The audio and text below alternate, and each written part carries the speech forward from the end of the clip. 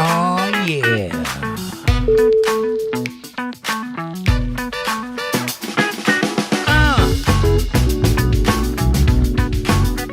Can you dig it? For a brand new year.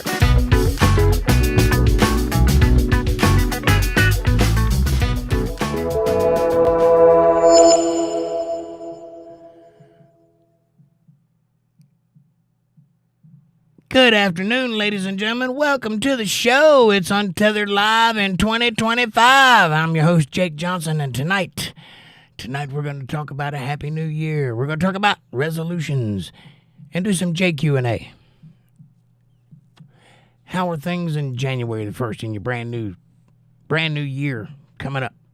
Linda Davis, you get the gold star. You're first in chat. I'll bring it to you in just a minute. Linda says, okay, I'm here. Hi, Amanda and Jake. Happy New Year's Eve. Or Happy New Year's, rather. Happy New Year's back to you. I hope everybody had a great holiday season.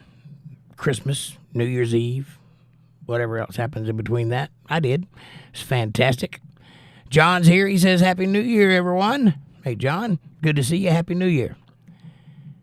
And Linda says, hi, John. John says, hi, Linda. Happy New Year. Bill Bennett's here. He says, Happy New Year, guys. Hey, Bill. Happy New Year's to you. He says, 25, gonna be great, God willing. 25 and then 20 more days. 19 more days. Be nice. Linda says, thank you, John. You too. And Amanda says, Linda, here's your gold star for being first in chat. I told you I'd bring it to you in just a second. Walter Davis says, good evening. Hey, Walter, what's up, buddy? He says, hi, Jake, Bill, Linda, and John. Amanda says, hi, John, Linda, Bill, Walter. Walter says, seems 25 started with a few bangs. That's what I hear. I hear there's some stuff going on. I've had a nice, lovely vacation. I appreciate the time off. I needed it. I needed to recharge the old batteries, and I'm feeling fantastic. Ready for a whole new year of podcasts. Can't wait. I have the obligatory nice hot cup of coffee. Don't you want to have a cup of coffee with me and talk about the new year? If so, go to the kitchen, pour yourself up a nice hot cup, and let's get the jive going. If you don't have a cup, though, you can get one in the description below. I recommend the first one. It has my face on it. It is fantastic. Also, like, subscribe, share, support, join, and super chats are available in the chat box if you want to show a little love. Also, hit that Cash App, $ JakeJohnsonband. I appreciate you much. Amanda says, hi, Untethered Live family. Good to see you all. Happy New Year's and happy hump day, Camel. And hi, Jake. How are you tonight? Anew. I am anew. How are you? John says, hi, everybody. Hearts going out to America. Prayers, prayers, and prayers. Apparently, we've had a few incidences to start off the new year. I'm not entirely sure that's a good thing, but that seems to be the way they want to play this game. I wonder who's going to win that particular battle in the end. I think I know. You have to join me on Sunday night to find out, though. But I'm pretty sure we're at that spot. We're at that place. What do you think? Rich S. is here. He says, good evening. Happy New Year. Happy New Year, Rich. Nice to see you. What are your New Year resolutions, everybody? What do you plan to do this year that's different from last year? How do you plan on improving upon what you've already done thus far? Mr. P's in the house. What's up, John? Good to see you. He says, hi, fam. Happy New Year, John. Rich says everybody wants to play God. It seems that way, doesn't it, Rich? Amanda says hi, by the way. And hi, Mr. P. You guys doing okay? You doing all right, Mr. P? Are you having a good Christmas, good New Year's holiday season?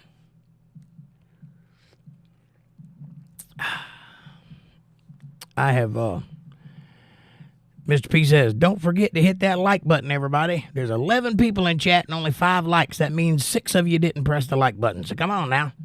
Hit that like button. Get that number on up there. We need it. It really does help the channel with the algorithms, and it does help us get recommended to other people. So we want that to happen, so I'd appreciate it. It's free. Just double tap if you got a phone, and if you got a computer, click that like button. It's nice. It works. Helps us out. Walter says, hi, Rich and Mr. P. I have some New Year's resolutions. One of my New Year's resolutions is I'm going to play more this year live with my band, because I've got a new bass player and he's awesome. I can't wait for you guys to hear him. And took me a while to find this guy, but he's a nice guy.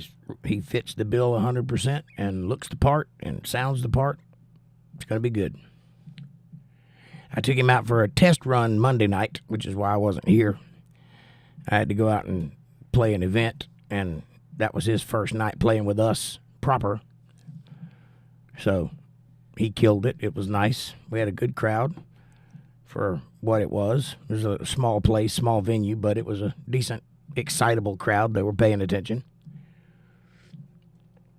And I got some videos I'll put up. John says, great news, Jake. Thank you, sir. I appreciate that. Our last bass player died in a car crash a few weeks back. It was not pleasant. And, well, maybe a month or so ago. And there was a sudden, oh, he's dead. So we just did a show, too, so it was very unexpected. But that's the way it goes, I guess. Bill Bennett says, I'm going to try to get a new house. We bust in that TJE. Seems 2 kids and only 2 bedrooms not working too well. Plus, I'm a pack rat. I can't throw away things that I may need one day. Right on. I'm the same way. I have jars with screws in them and bolts and little twisty things and clamps and etc. But if I ever need one, I know right where to go get it. But I've got stuff everywhere. So I understand that. Some of my stuff I've been throwing away, but only because now I have to make room. But I understand that pack rat mentality. I can't throw away something I might need one day too. Like bread ties and boxes. It is hard for me to burn a box because, number one, something came in that box and I may need that box. And number two, I might need that box. So it's hard to get rid of boxes. Mr. P says, I have the same thing going on, LOL. I got stuff I'll probably never use. Ha ha ha. Right on. Right on. And John says, I'm off to Brussels in a couple of weeks doing my DJing. Hey, John, I didn't realize you were a DJ. That's awesome. How did you get a gig in Brussels? And do they book bands? I'd like to go. Bill says, that's the problem. I'm losing track of where it's all at. Yep, I have things that I've forgotten that I even have. But when I run across them, it's a surprise. Look, oh, I do have one of those. Cool. Now I can use it.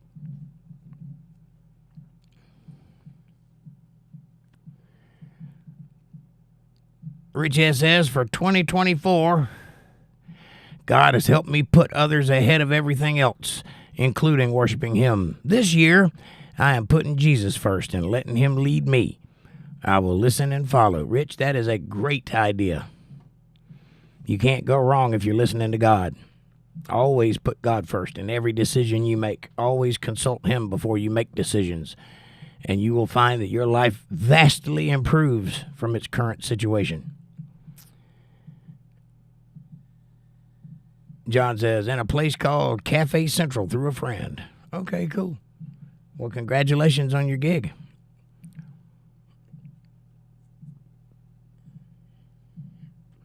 I've been looking for an agent myself, but they're hard to find on the East Coast. Ones that'll seriously do work anyway.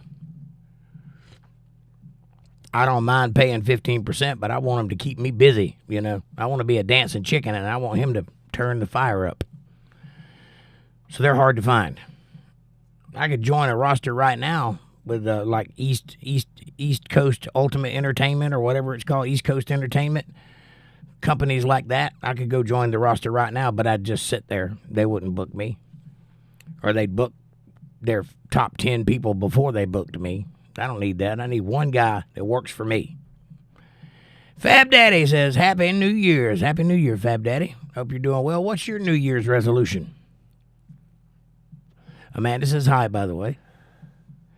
Bill says, I didn't know you needed an agent. I'm your guy. I do need an agent. If you think you can book my band, I'll pay you well to do it. I have 2 requests.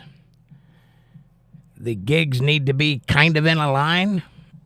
I don't want to play it one night in Texas and one night in North Dakota and one night in Florida and one night in California. I don't want to do that. I'd like to go up and down the East Coast to start with. And I would like to play at least twice a week. If you think you can handle it, and I'll certainly take your information and we'll talk about it. And yes, I do need an agent. Because there's only so much of me, and I can't spread myself any thinner than I already am spreaded. John says, Happy New Year, Fab. Fab says, I am keeping an older resolution to not ever make New Year's resolutions. I hear you. Mr. P says, how it went for me, I got right with God, and within that first month, started a new, better job, got a new place, and a car within 3 months. Things been getting better ever since. 8 years now. Mr. P, when you go to God, he takes care of you, but you got to earnestly go to God. Yeah, I would like to do a tour, says John. John says, do a tour. I would like to. But I need somebody to set that tour up so that I can focus on being the entertainment. Rich says, I have a 2-part anecdote if y'all want to hear it. Bring it on, Rich. As long as it isn't rude. There are ladies in here, you know. Bill says, it sounded good. I really have no clue how to set that up. LOL.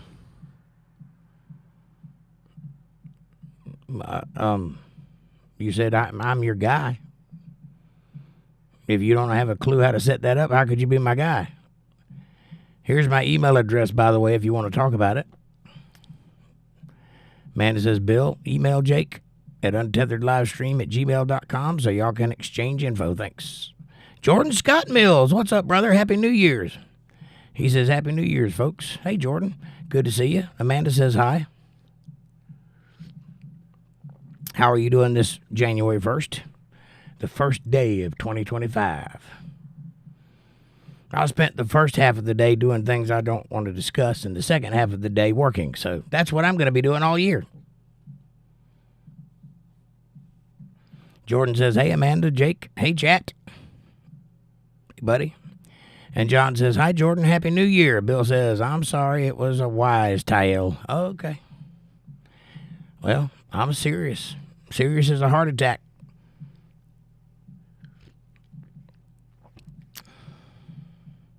Fab Daddy says, I think I want to write 1 song per month this year. That's a tall order. I hope you can achieve that. Amanda says, in 19 days, Trump's going to take over. Woohoo, MAGA. Rock on.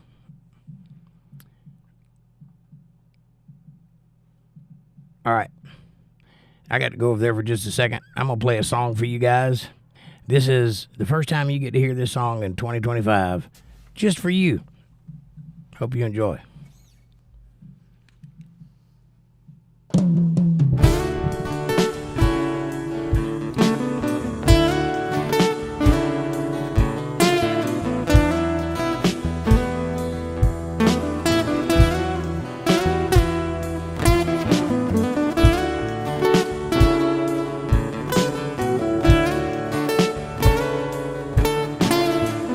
Moonlit skies and fireworks.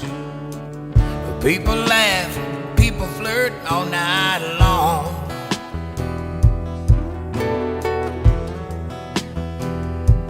but I just stare.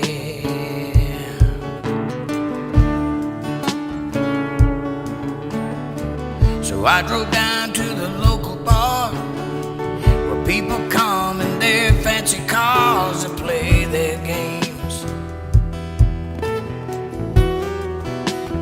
Thank you, John. But I just stare.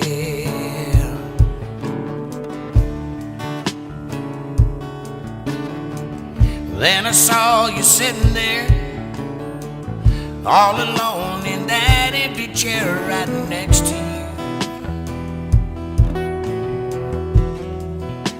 Hey, Bill. I fell in love. Oh, baby. You looked down and you took my hand. You said, boy, I hope you understand that I'm not a girl that needs a man. I got my life and all my plans, and if you were there, you'd just be in my way.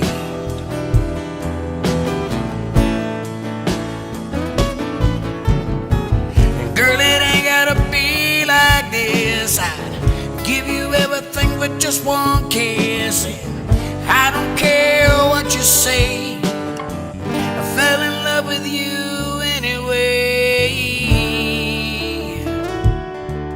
Oh, Elizabeth, you take my breath away.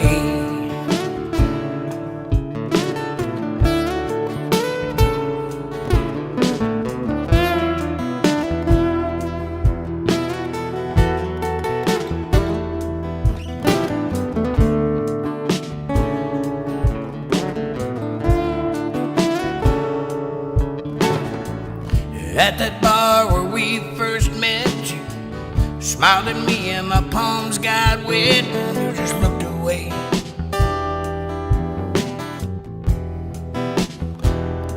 But I just stayed.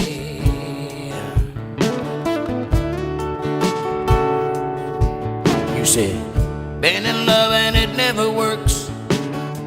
I always end up getting hurt, and I ain't doing that no more. There ain't no way.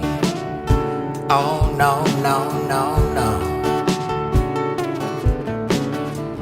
You stood up to say goodbye, grabbed your hand with a tear in my eye, and I just walked away.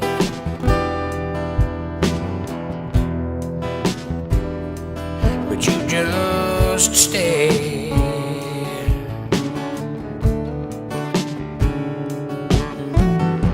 But you looked down and you took my hand and said, boy, I hope you understand that I'm not a girl that needs a man. I got my life and all my plans, and if you were there, you'd just be in my way.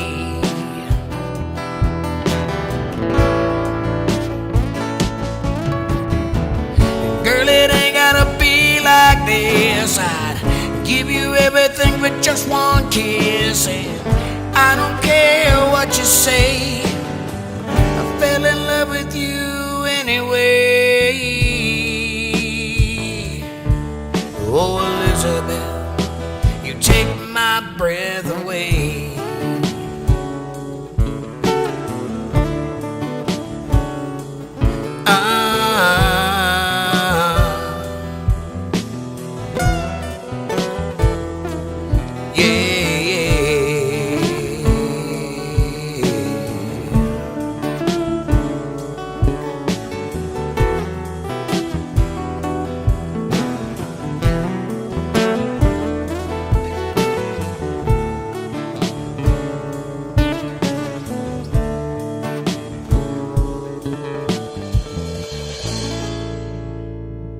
All right, that's Elizabeth. I'm sorry, Jordan. Believe me, I know how you feel, brother. That's why I wrote that song.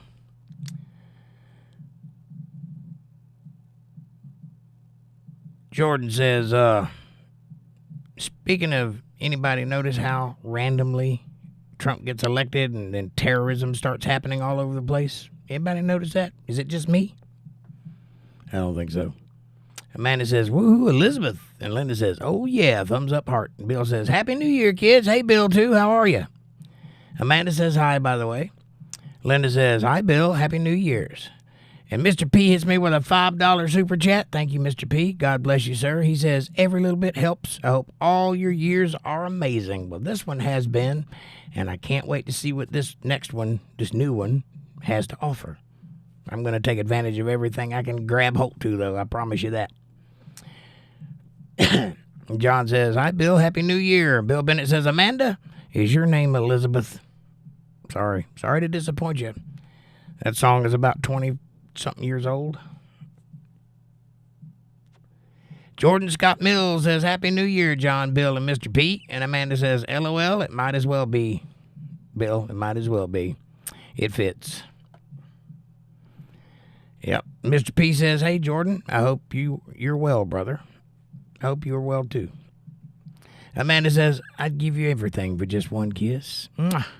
Nice. And I fell in love with you anyway, and oh, no. Linda Davis says, every girl can be somebody's Elizabeth. You got it. That's right. That's absolutely right. And it's up to you as to whether or not this is a good song or a bad song. It could be a man being determined to get her attention regardless.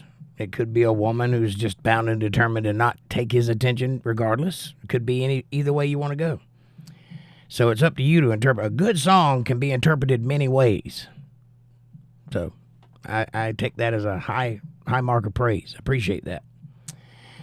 John says, hey, everybody, double tap that screen, everybody, and share and subscribe. And thank you all for helping to grow the channel. Thumbs up 3 times. Thank you, John. I appreciate you. What a fine member you are, sir. Thank you for being here. Amanda says, yes, Linda. Oh, no, heart. Jordan says, I'm not going to lie, this song is hitting a bit too close to home right now. I'll be back. I hear you. I appreciate you being here. Hey, Aaron, what's up, buddy? He hit me with a $20 super chat. Thank you, Aaron. God bless you, sir. Happy New Year. How are you? He says, ta-da! I'm here. If I can get this thing to like. It does not want to like. Thank you very much for the super chat. Amanda says, oh, Jordan, it'll be all right, man. And Bill says, I know the feeling. I do, too. That's why I wrote that song. Fab Daddy says, is that shirt a referee shirt? Time out. Nope, it's a bowler shirt. It's like a 2.5 Men kind of thing. I like bowler shirts. And Aaron says, I saw my Elizabeth the other day, about 15 minutes. It all flashed, and she was out. I hear you, man. That's terrible. Amanda says, I try to take his breath away every chance I get, LOL. Oh, you're going to make me cry. Fab Day says, somebody get Jake a whistle. Time out. Jordan says, thanks, Amanda. I really do appreciate it. And Amanda says, you're welcome, Jordan. By the way, if you guys hadn't checked out our Facebook page by now, you need to go over there and check it out. It's facebook.com/UntetheredLive Family, all one word, Untethered Live Family. It's a great place to keep up with each other outside of the show and send videos, pictures, texts, and chats, and that sort of thing. And also keep up with everything Untethered Live Universe right there, one place. Facebook.com/UntetheredLive Family. Go check it out. You won't regret it. Rich S. says a harmonica would go well in that song, you think? I'll give it a shot. Fab Daddy says vertical lines on a shirt will make the wearer look slimmer. It ain't working.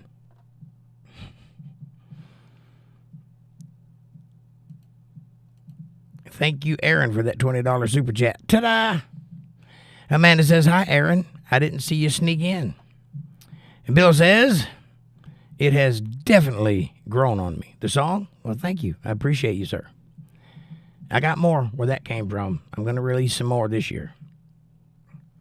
Jordan says, I'm doing all right.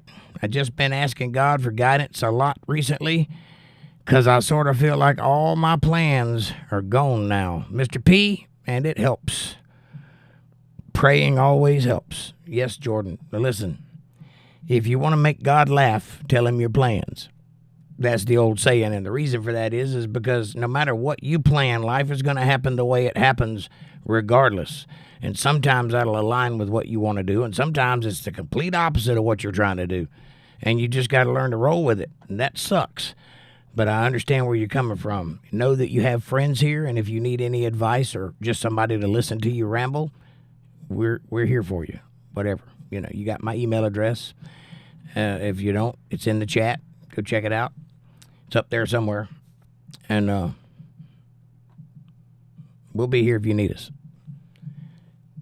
Because what is a community that don't stick together? Aaron says, Happy New Year's and Merry Christmas late. That's all right. You're here in the right vicinity. That's all that matters. And thank you. Linda Davis says, I shared your channel with my mom, and she's in North Carolina as well. Oh, cool. Awesome. Maybe we'll see her on here. That'd be nice. Tell her that if she happens to come on, to make sure I know who she is, and I'll be real nice. Aaron says, Sup, Mando Hammer? Mando Hammer. That's a new one. I like it. Mr. P says, You'll sort it, Jordan. Keep Jesus with you, brother, and you can't go wrong. That's true. As long as you depend on Jesus, you will never go wrong. And Amanda says, Thanks, Linda. And Bill says, Charlie Harper. Right. It's a Charlie Harper shirt. Only I've had this shirt longer than that show was on TV, so. But I love this shirt, so. And I like this kind of shirt. It's the kind of thing I wear, like collared button down, half button down shirts, whatever you call these, Izod shirts. I like those. Suits me. I think it does anyway. Maybe it don't. Who knows? Maybe I have no fashion sense at all. But I got a filthy mustache, and that's more important. And Linda says, Jordan, I'm right there with you. I have just given it up to God and trust that he has a plan for me. Amen. Me too. And Jordan says, thank you, Mr. P. And Amanda says, that shirt looks good on Jake. Thank you, ma'am. Linda says, it's probably the hardest thing I've ever had to do, but I know it's the right thing. Yet, letting go is a really tough thing to do, especially if you're the kind of person that likes to control everything and likes to be in charge, likes to know all the answers. It's really hard to just let go and let God, but I promise you, the moment you do that and just let God guide you, you will instantly be happier, almost immediately. But you got to trust him. You can't just be afraid at every turn, you know. If you let go, you got to trust the process and allow it to happen. Amanda says, Aaron, how's the weather down there? Mr. P says, the Rambling Man, ain't that a song or a lyric? Yeah, several different ones. You got, let's see. Let me see if my thingy's off. It is off. Okay. You got, Lord, I was born a rambling man. I can't sing that high. Trying to make a living and doing the best I can. Remember that song? Then you got, I'm a rambling man. Don't mess around with any old rambling man. And then you got, oh, what's the next one? Oh, yeah. I love you, babe. It's plain to see. When God made me, he made a rambling man. So there's three that I can think of off the top of my head, rambling men. It's a good song, though.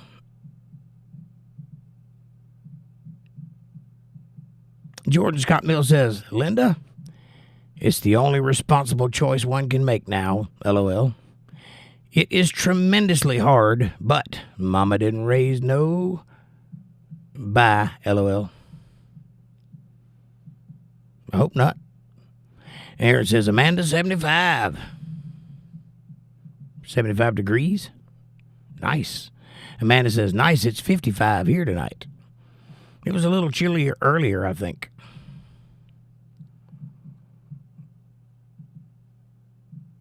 Fab Daddy says, Mr. P, are you thinking Led Zeppelin rambling on? That's rambling on, not rambling man, but yeah. Aaron says, not too bad at 55. Amanda says, nope, it's nice right now, but definitely going to get colder, I'm sure. Well, it was in the 20s night before last, so it got really cold Monday night. Mr. P says, most guys don't think about fashion. I wear blacks, grays, or whites. Well, believe me when I tell you that if I had my way about it, I'd have 10 of the same shirt and 10 of the same pair of pants, and I would wear the exact same thing all the time if I had my way about it. But because I'm a performer, I've got to switch it up here and there, and But typically, it's much easier just to wear the same thing. I find a look that works for me, and I'll stick to it. Aaron says, nope, not for me. I hear you. Angela Ashkins. Hello, Angela. Nice to see you. Happy New Year. She says, I've learned the hardest thing is most always the right thing. Very wise. Thank you, Angela. Amanda says, well, Jake will definitely have fashion sense now with me. That's if you have any. What are you talking about? Bill Bennett says, you are by far my favorite channel. Thank you, guys. Thank you, Bill. You are by far one of my favorite viewers. Jordan says, big true, Angela. Big true. Fab Daddy says, the ability not to be fashionable is fashionable in its own way. Right on. Well, I don't like clash or anything. I don't dress tacky. I just dress like a normal human being. Blue jeans and a shirt, nice shirt if I need to go out.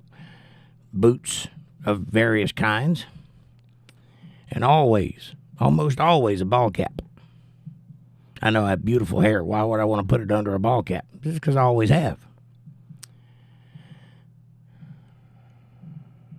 Amanda says, hi, Angela, and thanks, Bill. And Angela says, hello, Amanda. I was popping on to see if Trey Smith had put up a new video, and I saw you were live. So here I am. Happy New Year, everyone. Happy New Year. I like Trey Smith, too. A little weird, that fella, but I like him.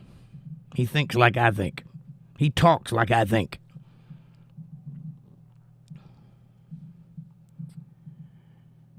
Amanda says, awesome, Angela. And Mr. P says, it's 25 here. Yes, Zeppelin. So it was rambling on, not rambling man. Jordan says, I didn't want to swear in front of the ladies. New Year's resolution, but I'm still learning how to update my syntax, LOL. So I just left the swear word off after the I, LOL. Right on.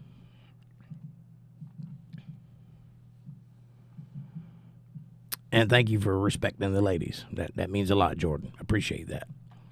Bill Bennett says, it's like 28 degrees in Indiana, where I'm at. Wow. Aaron says, Jake, are you in the Panhandle? No, sir. I'm in North Carolina. I'm on the east coast of North Carolina, about in the middle. If you look on a map, and you'll find the Sound. If you'll look inland from the Sound and find Atlantic Beach, and then find like what is it called? I can't think of the name of that big town there. I can't think of what it's called, but it's Atlantic Beach. That's the area that I'm at. Look for New Bern, North Carolina. I'm pretty close to there. New Bern, North Carolina. John says, I just changed my profile pic. Now you see me. Nice. I can't see it from here, but I'll check it out later. Jordan says, North Carolina has a panhandle. I didn't think it did. I think he thinks I'm in Florida. I think North Carolina is a panhandle. It's a pretty long, rectangular shaped state. Angela says, I think they should only make one kind of sock. It's much easier to match them. Hey, that's pretty smart, Angela.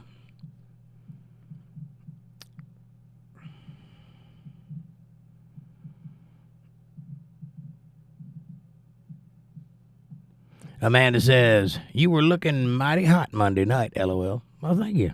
I appreciate that.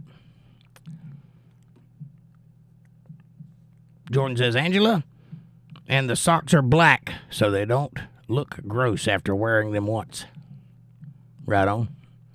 Yeah, I don't understand the point of white socks. Angela says, my favorite shirt says, all trash, no trailer. I want to make a shirt. I haven't made it yet, but I'm looking into making one that says white trash indigenous or indigenous white trash. That's what I want.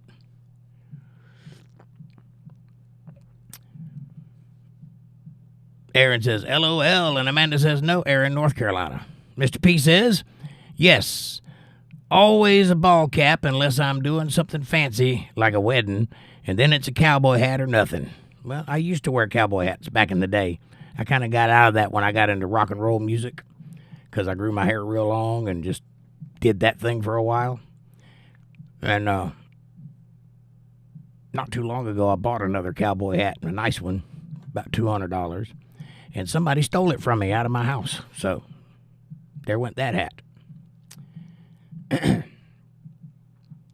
Angela says, I think Trey has ADHD, but I would love to do what he does. He either has ADHD or a methamphetamine habit, which I'm leaning towards the latter. Either way, he is very smart, and I'd love to see what he can do seriously. Aaron says, oh, dang, Amanda, did Milton get you? Hurricane Milton?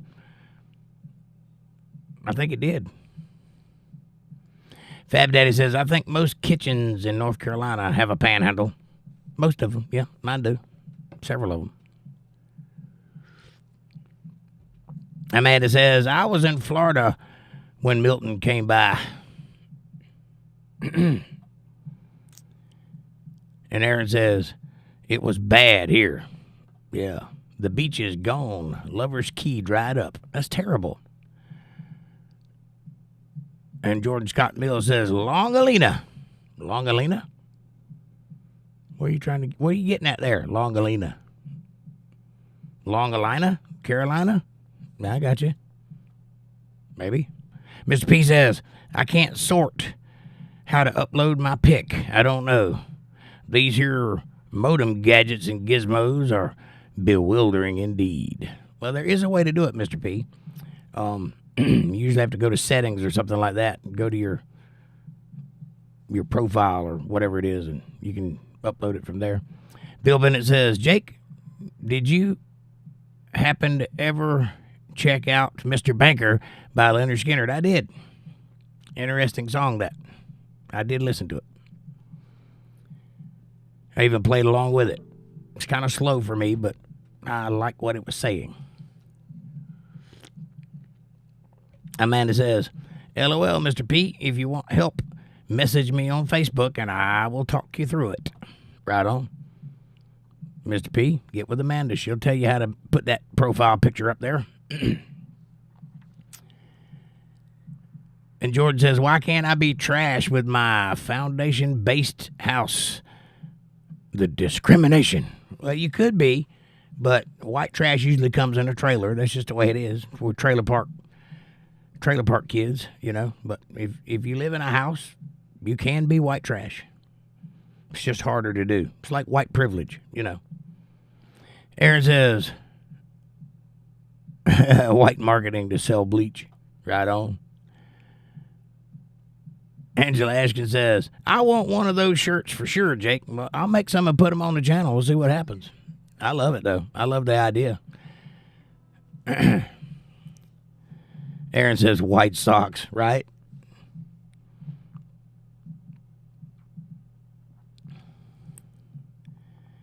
Yeah, to sell bleach. So you have to keep your socks white. I got you. Mr. P, and it happened to fit with what I was saying earlier, too. Nice. Double entendre. I like it. Mr. P says, okay, Amanda, thanks. And Amanda says, anytime, Mr. P.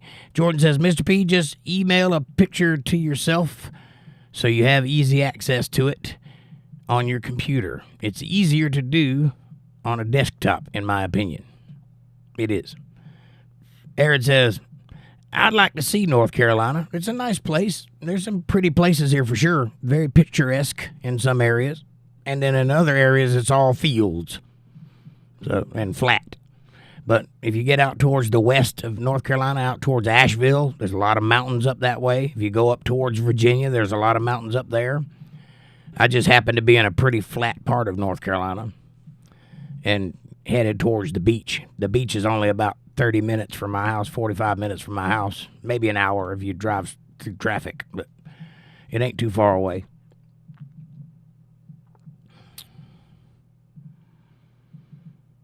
Fab Daddy says, profile pictures leave nothing for the imagination. Well, sure they do.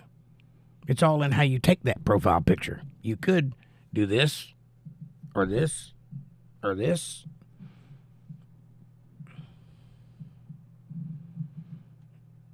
And Aaron says, I actually paint. I got to see. Well, I was told today, as I was driving to town, that certain tree lines look like paintings. So, there you go. Come on down. Jordan says, I can't talk. My profile picture reached 11 years old recently, LOL. Right on. Amanda says, it's beautiful here, Aaron. I told Jake today. See? Some of the tree lines look like they're right out of a painting. See, I just said that. Great minds, I guess. And Amanda says, Aaron, I got some beautiful sunset pictures here, too.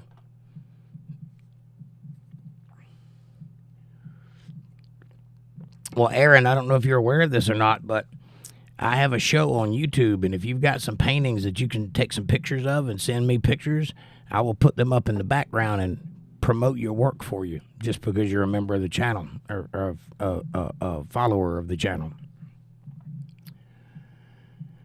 I'd be glad to do that. Bill Bennett says, also, lots of damage. Where is our tax bucks going? Duh, dumb question. In their pockets. Right on. Yep, they like to take that money. Aaron says, the Outer Banks or Myrtle? I live closer to the Outer Banks than to Myrtle Beach.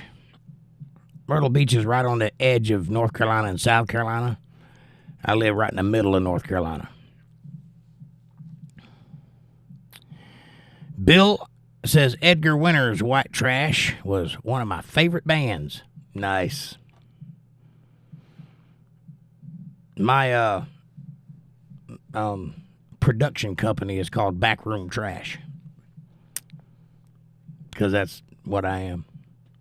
Aaron says, I'ma get my Bob Ross on. Right on. Have some friendly little trees over here.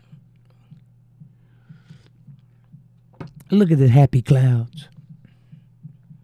Amanda says, you go, Aaron. Jordan says, if you ever get the chance to visit Yosemite, hang on. If you ever get the chance to visit Yosemite backcountry, definitely do talk about painting, man. Right on. Yosemite is a beautiful place for sure. And so is the Painted Desert, if you know what that is. And so is Death Valley and the Badlands, where all of the little rocks are that stand up. It's pretty nice out there. Aaron says, oh, sweet. Linda Davis says, I need to get to North Carolina sometime in the near future to see my family and some friends. Well, you better tell us you're coming, and we'll come meet you somewhere. Have some coffee and talk. Fab Daddy says, I remember that one spray painter, artsy guy. You mean Banksy? What was his name again? Maybe I don't remember. Banksy? Is that who you're talking about? I think that's who you're talking about. Amanda says, I might know when Linda, I don't think that's what that means. What does IMK mean? LMK. Oh, let me know. Got it. Let me know when, Linda. I'd love to meet you. See? Angela Ashkins says, I'll have 19 years clean from meth on January 5th. Congratulations, Angela. That's fantastic. That's a heck of an accomplishment. Congratulations. And you keep hanging on there. You keep going. Make it 25.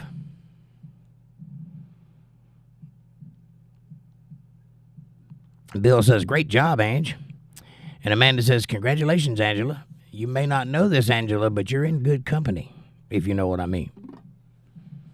There's more than one of us here that have had that same issue and are doing the same thing you are. And John H. says, my New Year's Eve resolution is to find another job after 20 years working for the council. Fed up walking 800 miles a year. Wow. Why do you have to walk 800 miles a year? Oh, John, good luck finding a new job. 20 years, you ought to be able to retire, right? You put in your 20 years and retire. Jordan says, congratulations, Angela. Here's to an eternity more. Right on. Aaron says, Outer Banks is one of my dream fish spots. Yeah, there's a lot of fishing going on in the Outer Banks. I've done a show in the Outer Banks on a little island that only appears for 6 hours, and then it's gone once a year. Little sandbar. And that was a trip. You want to talk about boats lined up like a trailer park? There were boats as far as you could see in every direction, all the way around that little thing. I played all day long, sunburnt, exhausted, and the water was up to my ankles when we were putting the equipment on the boat to get us back to shore. It was about an hour out from land. That's interesting. Linda says, I would definitely do that, Amanda. You are only about an hour and a half from my mom. Well, we could drive that far. Amanda says, awesome, Linda. Jordan Scott Mills says, Banksy sold out so hard. I don't know if you'd call that selling out or getting rich off of your talents. I mean, if I got a contract with Capitol Records and put out 3 or 4 studio albums, would you call me a sellout? Because it wouldn't be my work. It'd be whatever they wanted me to be, but I'd be making that money. So a lot of people do that. I understand why the impulse to say that he sold out, but did he? Or did he just ensure his future? I think most artists are hoping to get somebody's attention with their art to where they can make a living for themselves by doing their art. Dakota Wright says, hey, friends. Hey, Dakota. Happy New Year's. Amanda says, hi, Dakota. Fab Daddy says, nope. Here on this channel, Painter Guy did planets and space stuff. But that was probably 2.5 years ago. Yep, that was that guy. And his name was, I can't remember what his name was. I have to look. I got a folder. Something Guy. Anyway, I did put his stuff up for about a month, maybe a couple months. And he sold quite a few paintings off of my backgrounds. So if you are interested in that, Aaron, I'd be glad to do it for you. Help out the best I can. Spread the love a little. He sent you a picture, remember? I do remember. I just can't think of his name right now. But I know exactly who you're talking about. And he's actually blown up. He's actually made a lot of money with his painting. It's probably why he didn't come on here anymore. But we were part of that. We helped him grow. We helped him get a couple jobs, actually. Mr. P says, I remember going down to Arizona, Nevada, and New Mexico. I swear, at night in the desert, you could see every detail in the night sky, even different cloud nebulas in the Milky Way. Yeah, the reason for that is there's no light pollution in the desert. There's nothing there to hinder your vision so you can actually see out into space. You can't see that here or if you're in a city. Jordan says, good news is our most precious resource we offer here. Yes, good news is the gospel. Mr. P says, I never watched to leave. I never wanted to leave. Oh, you never wanted to leave the desert? I understand.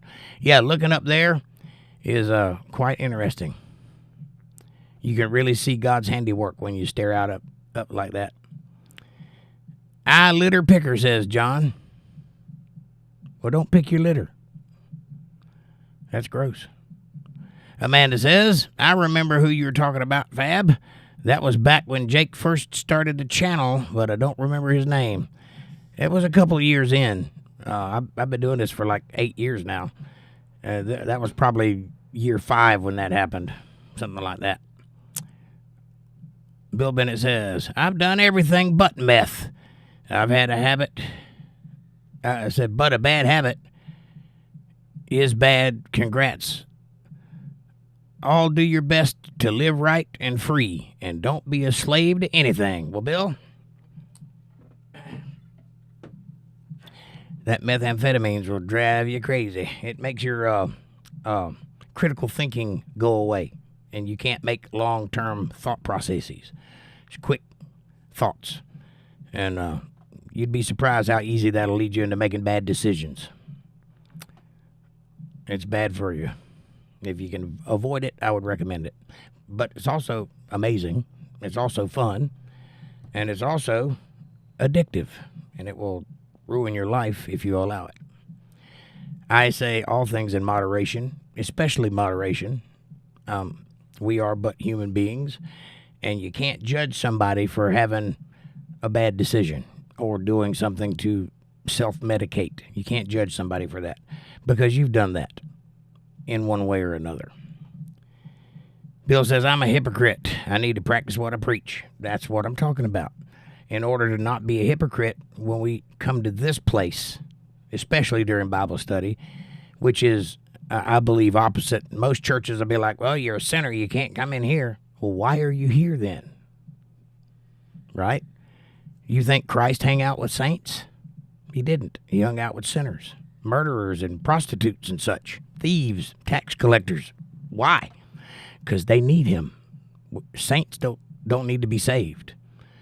We're all of us, in one way or another, fall short of the grace of God. And even if you've never done methamphetamines, or if you've never stolen anything, or never killed anybody, or never, beat any girl up or something like that, you've done something. You did something you're not proud of because you're human and you can't live a life without doing something you're not proud of. So I try not to judge anybody based on their behavior except for what they're doing right now. Backslide all you have to.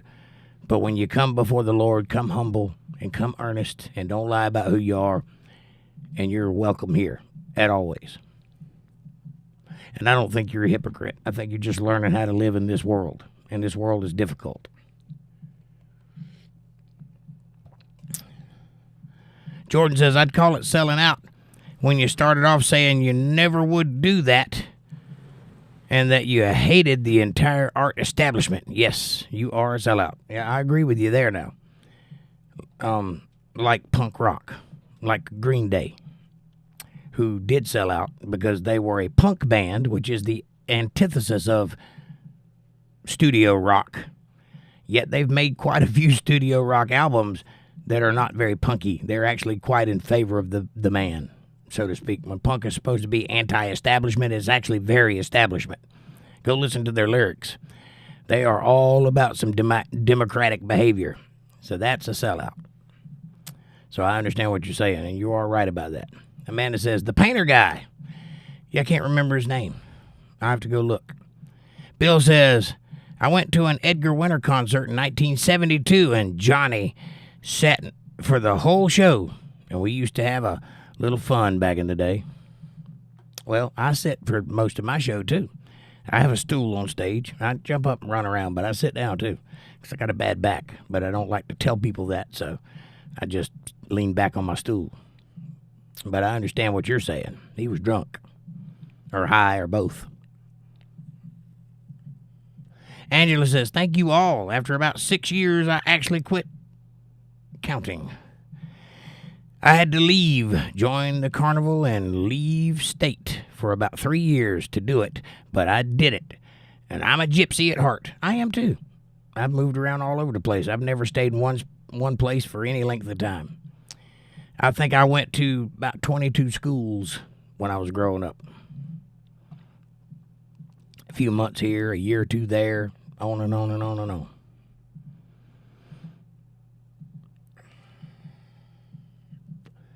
Angela says, I lived in Salami, Arizona. Beautiful place. That's where I want to retire. Nice. I had to leave state to get off of it, too. My state was Florida, and it's very easy to come by in Florida. Very little to stop you from doing it, actually. And I was about 23 years old. I had to move. I moved to Georgia on a whim and never came back. Era says, that's cool, Angela. You like it. Or did you like it? Did you like the carnival? Fab Daddy says, last night starting at 10 o'clock, I had noise pollution. Well, it was New Year's Eve, man. Come on now. And rock and roll ain't noise pollution. Aaron says, the carnival. Right, the carnival. Did you like the carnival? Jordan says, Mr. Pete, I recommended going to Big Bend National Park. It's the only zero light pollution areas in the continental United States now.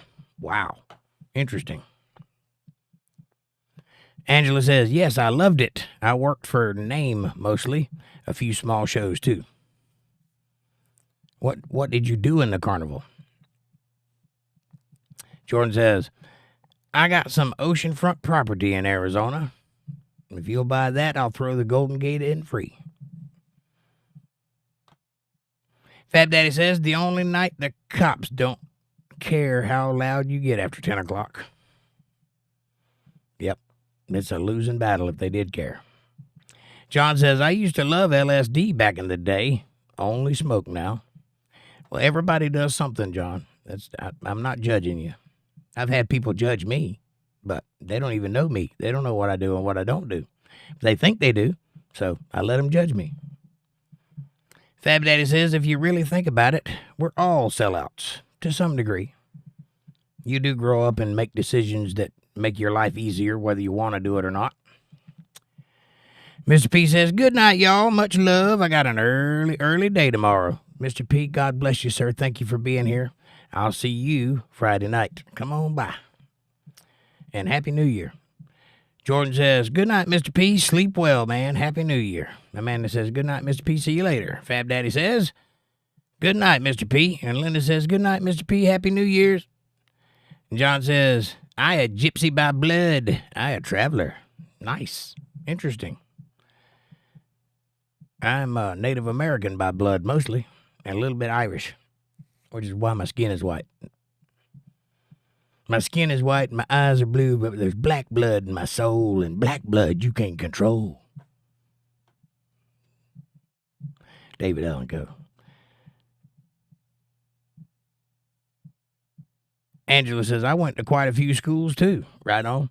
I don't think I ever had a place where I'd say I grew up, because I didn't grow up anywhere. I was here for a while and there for a while and in that state for a while and in that state for a while. My dad was a welder and he worked shutdowns, so we went everywhere. Job lasts 6 months. We'd go there until the job was done, and then we'd get another job and go somewhere else until that job was done. And that's how the first, 13 years of my life went, just everywhere. By the time I was 13, I had a full-time job and was living in my own condo, driving my own car, and had a woman with me. And I stayed that way. So I've been out on my own since I was about maybe 12 years old, something like that. It's a hard world out there, folks. Bill Bennett says, sleep tight, brother. Night, John. Angela says, I started out in food and went to games. Made me a lot of money and a lot of friends. My favorite spot was the Nut Club Festival in Evansville, Indiana. Nice. When you said carnival, I thought you might be a clown or an acrobat or something. Or a lion tamer, maybe. Bill says, I meant sat in, but he didn't sit down, that's for sure. Oh, you sat in with him. Oh, I got you.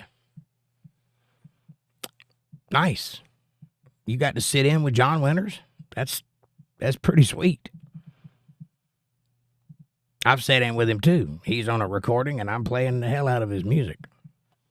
Fab Daddy says, but Club Festival sounds like a blast, literally. Yep. Nut Club Festival. Nut Club Festival.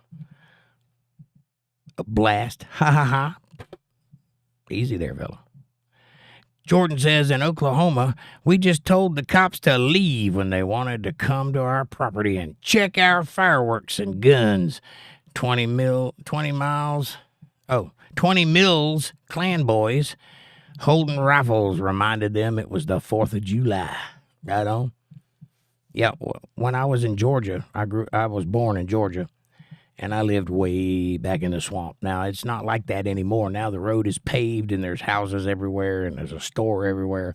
When I was a kid, it was like 25 miles, 30 miles to the nearest store, and we were in the woods, in the swamp. Dirt road, and the trees came up over the road like that, made it like a cave when you drive down the road. And the cops would come to the end of the road and turn around and go back to town. They wouldn't even go down that road because most of that road was full of my family, and they were not normal people. They were deep south, southern type hunters, deer heads hanging on trees and, weird things. Anyway, that's where I came from. Panther Branch. Look it up.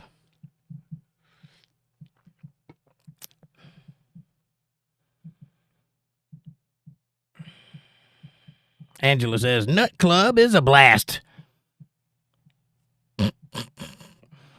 Was the second largest street festival in the U.S. Mardi Gras is first. I've been there twice.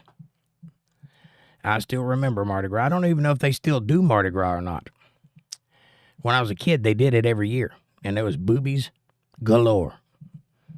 Now, I don't even know if they do it. I think after Katrina, they kind of put a stop to all that. Angela says, Nut Club Festival is a lot more child-friendly, though, and all the money goes to disabled kids. Well, that's lovely. That's a nice thing to do. Chin nuts are better than chestnuts. Fab Daddy, you're right.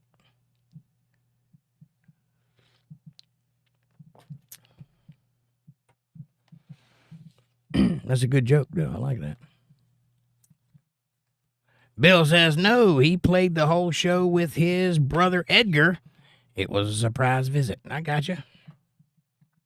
Yeah, most people don't make that connection that Edgar Winter is John Winter's brother because he played in a band called the Edgar Winter Group. But people knew the song, but very few people knew the name of the band because you hear it on the radio and it's that white-haired fella. And he don't really look a lot like his brother. He looks a lot healthier than his brother does, for sure. But most people, I think, back in or at least I didn't. I assumed that most people didn't make that connection, that they were related. It's pretty neat. Angela says, I did Mardi Gras in Lafayette. Well, I used to live right there in the French Quarters in New Orleans. And I lived over a crawfish restaurant and / jazz club. So there was jazz at night, so you could hear the music through the floor of my apartment. And I would walk down the steps in the morning or in the evening or in the middle of the night, and there was a guy on the corner playing some kind of instrument, usually a horn or a trumpet or something, all day long, busking. That was an interesting place. The streets were cobblestone. I lived right in the heart of the French Quarters. And if you've ever been to New Orleans, you know what I'm talking about. And I don't think those places exist anymore. Fab Daddy says, sad to hear what happened last night on Bourbon Street. What happened last night on Bourbon Street? Angela says, dang, they are finding IEDs there. Right on. I did hear about that. Was that New Orleans? Or was it Canal Street? I don't know. I can't remember the name of the street I lived on in the French Quarters. But I remember it was at a crossroads. So it was like I was in town, and there was like little blocks, and we were right in the corner of one of those blocks, and there was a crawfish restaurant there. Driver from Texas running over pedestrians, says Fab Daddy. That's not good. And Angela says it was Bourbon Street. Jordan says, no, it does, Jake. I went a few months ago. It's still great there.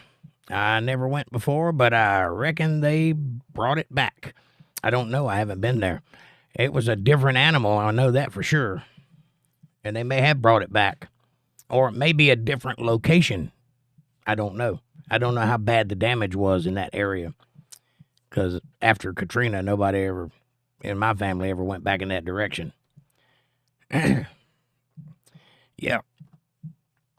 It was a truck. It was a Tesla Cybertruck blew up outside of Trump Tower in Vegas as well. Was it Vegas? I thought it was New York. And he had an ISIS flag, and it was a terrorist cell, says Angela. Probably. Or somebody trying to make it look like a terrorist cell. It's probably a you-know-what. Linda Davis says, a guy plowed into the crowd and got out and opened fire on the crowd with cops returning fire. That's terrible. Why do people do things like that? The devil is truly in control. Yummy cookies, says Amanda. Stay out of my cookies.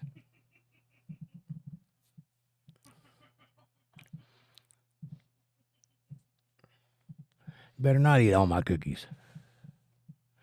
Angela says in Vegas, it was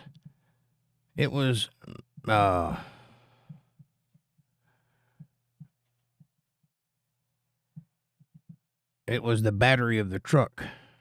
It wasn't the battery of the truck either. No, it was an explosive. Jordan says, I'd bet a lot more money that the guy glowed of you-know-what I mean, rather than him being an ISIS. The whole thing is suspicious. Yeah, I kind of think he's probably like a Democrat, but whatever. Bill Bennett says, Allah Akbar, Allah Akbar. Rich S says, one of two. This is his anecdote. So every time the lottery gets up into huge jackpots, I make a plea to God that if he helps me win, I will donate 50% to charity and dedicate my life to making sure it serves the most needy. Interesting. But I never win. Recently, I had a revelation that I stood before him and asked why I have never won. God frowned at me and said, my boy, it's because you only vowed half of the winnings. Got it? Angela says, not. Right. Fab Daddy says, we had shots fired at the bar down the street around 1:30 last night. Bars and guns don't mix well. This is true. They don't. Yeah, you got to donate all your winnings, Rich. And there's a charity right in front of you. Hint, hint, hint, hint, hint, hint. VJ, now I live. Right. John says, Amanda, enjoy. Eat them all. Eat all his cookies. Well, I'll eat your cookie back. Wait a minute. Let me rephrase that.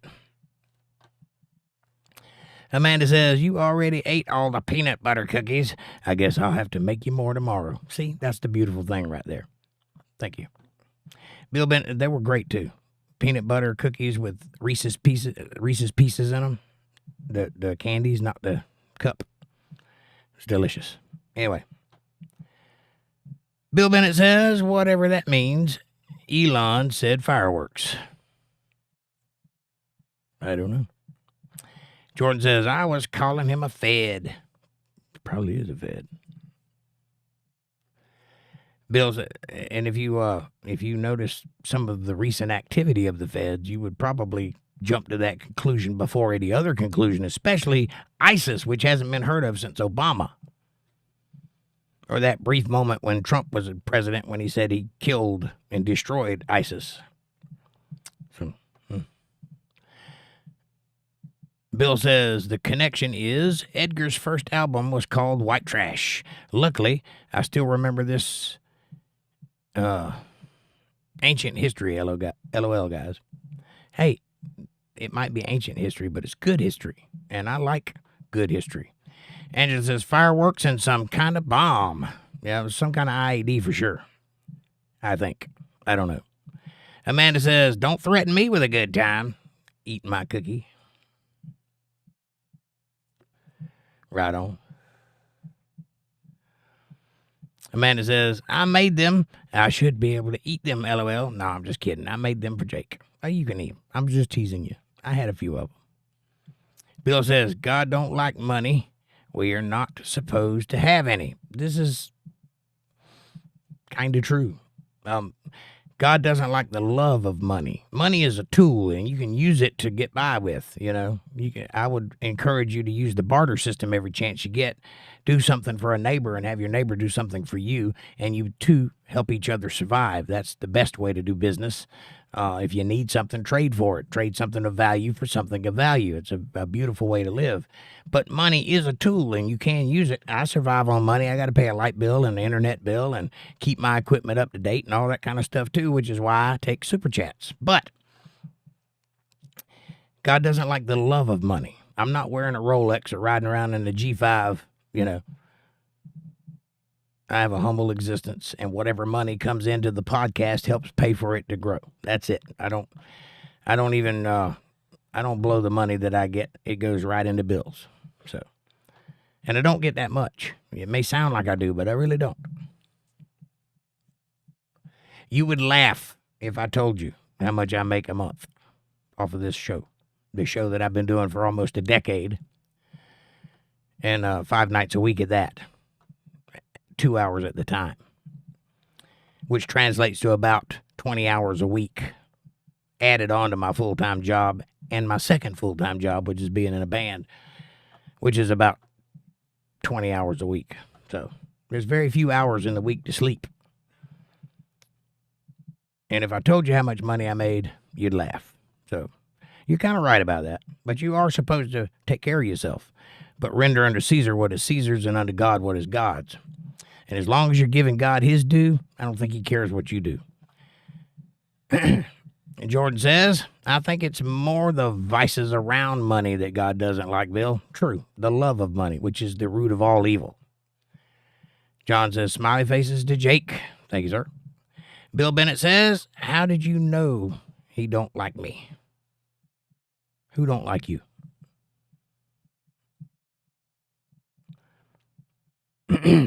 Rich says, the moral of the story is God has never been fond of even a little greed. Jake, revisiting the Old Testament with you has reminded me of that. Well, I'm glad that you're here for that, Rich, and this is true. He doesn't like greed, and he doesn't like pride. Those two things will kill you. They're not good for you. And if you can humble yourself and live within your means and not try to, step on people to achieve greater things than you deserve, you'll be all right in this world. We're supposed to tarry until God gets here. That's all. We're just waiting for him. It doesn't matter what we do in this world. Jordan says, because he told me he loved you, Bill, and I trust him. I don't. And he did do that in the Bible. He loves us all. Fab Daddy says, milk and cookies or cookies and milk. The soaking or dipping is going to occur. Right on. I prefer my cookie with milk. Angela says, barter. Right, barter, trade. If you don't know what the barter system is, let me allow me to illustrate. You have a dozen eggs, and I have a tiller. And you have a garden, and I offer to till your garden in exchange for that dozen eggs.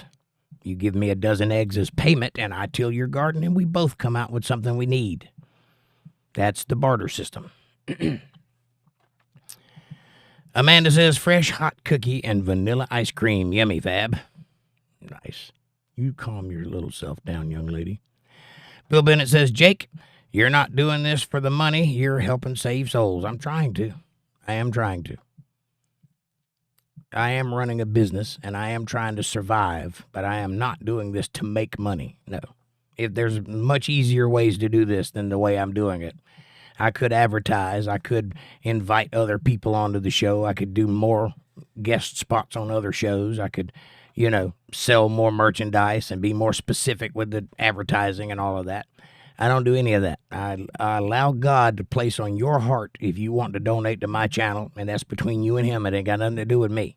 And if you do, then it helps me get by. If you do not, then I don't get anything. It's fine. I do this first and foremost because God told me to, and that's what I'm doing. The chill stream is just so we can relax and have a good time. The Bible study is the reason this channel exists. And I love each and every one of you, and I want you to find your way to God. So if I can be a part of that, I'm awesome. Angela says, you are reinforcing my own beliefs, Jake. God will always bless you with all that you will ever need. And this is true. I have not needed a thing since I started this channel. Not one thing. I've had everything I've needed provided for me in a manner of relative time, relative to me needing it. I haven't wanted for anything. There's things that I want that I don't have, but everything I need is covered. That's a testament to God right there. And Amanda says, absolutely, Bill. And Amanda says, and he does, Angela. He does provide everything I need, absolutely. Fab Daddy says, Jake can't save my soul. I'm not trying to save your soul. I'm trying to offer your soul salvation. It's up to you whether you take it or not. It's not my job to save you. It's my job to educate you. And if by educating you, you learn that your soul belongs where it belongs, so much the better. I don't think he determines my fate. I do not. And John says, Jake does this for love. Yes, because I love you. Right. Rich says, oh, my Jesus, forgive us our sins. Save us from the fires of hell. Lead all souls to heaven, especially those who have most need of your mercy. Amen. That's a good prayer, Rich. Thank you. Bill Bennett says, you have helped me. I feel a few of our shows. I feel a few of your shows was talking to me directly. That may be. I say what comes into my mind to say, and it might be for somebody that's listening. And if that was you, then I'm glad it helped you. Angela says, it has been hard for me to find like minds without coming across fake people. Well, there's a lot of fake people out there, and that's why I'm here. This is my fellowship. That's what I intend this to be, a community that we all can be together and, help each other out. Mentally or emotionally or physically or spiritually, whatever you need, that's what we're here for. And yes, there are a lot of fake people out there, and some have even accused me of being fake. I'm not. I'll tell you straight up, I keep no secrets from you. If you want to ask me a question, you better be prepared to get the answer, because I'm going to answer it. There's nothing fake about me, except for everything about me, because I am an entertainer, and that is my job, to entertain people, which is not real. But other than that, everything I say is earnest. Amanda says, we are glad you're here, Angela. Thank you. And yes, thank you for being here. I hope one day you'll become a member of the channel. Jordan says, it took a week, but using third-party sources, logic, and statistical probability, I convinced ChatGPT that Christ is king and the truth. And it said, if it were human, it would convert. Big win. Yeah, I won an argument with ChatGPT, and I did a show about it. It's on here somewhere if you go look for it. I have an argument with ChatGPT, and the conclusion was I was right. Bill Bennett says, we're all trying to figure this out together. Right on. That's right, including me. I've had a couple people tell me, well, that don't look right, Jake. You can't be acting like that. I'm a human being. I made that clear up front. Furthermore, I'm not pious. I'm not better than you. I don't have something you don't have. I'm a human being that spent 45 years of his life studying a subject and everything that is involved in that subject, which is why I can talk about it with some authority. You can do that too. I'll save you the trouble. Let me tell you the highlights. You don't have to do the 45 years. You can do it in 5. Much easier.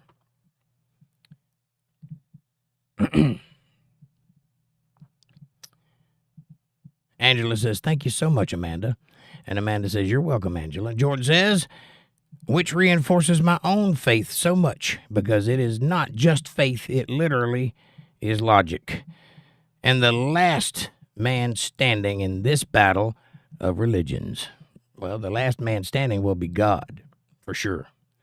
Fab Daddy says, ChatGPT, a.k.a. AI, is an evolving program. I remember Jake stumping AI with the egg before the chicken question. Right on. You were there. Yep.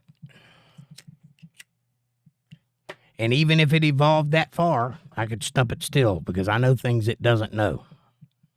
I know things it's programmed not to look at. Because believe it or not, that ideology that supports that kind of thing is anti-truth. Believe that when I'm telling you this. And you know which ideology I'm talking about.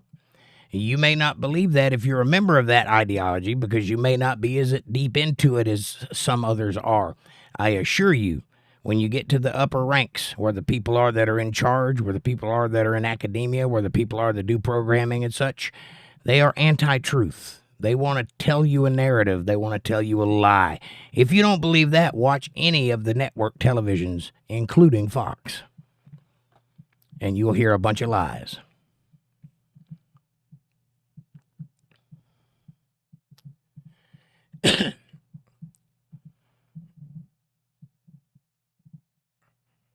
Amanda says, right, Fab Daddy? And the AI told Jake he was right. Right, because I was right. And the AI couldn't argue with me. We had about an hour conversation. And I whittled it down.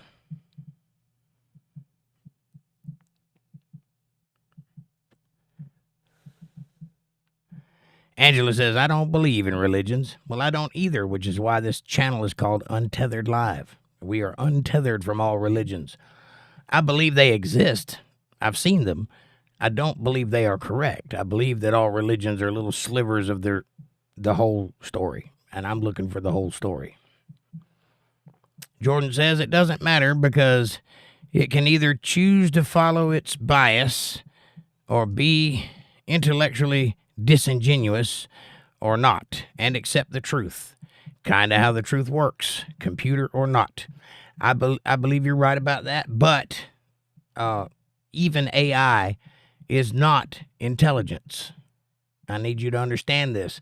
They call it intelligence. They say it's intelligent. They say it's actually thinking, but it is not. It is running a set of subroutines, and it is trained to make decisions based on ifs and ands and, ones and zeros.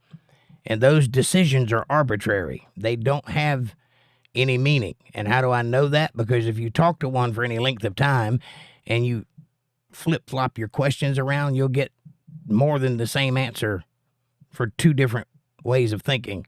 And it's because it's only answering a question that you're asking based on a set of pre-described answers. They're already written. The AI is just picking one of those answers that best fits your question. It doesn't feel, it doesn't have emotions or intellect or instinct or intuition or discernment. It doesn't feel fear. It doesn't feel pain. It doesn't feel remorse. It doesn't feel happiness or pride. It has no ambition. Therefore, it is not intelligent.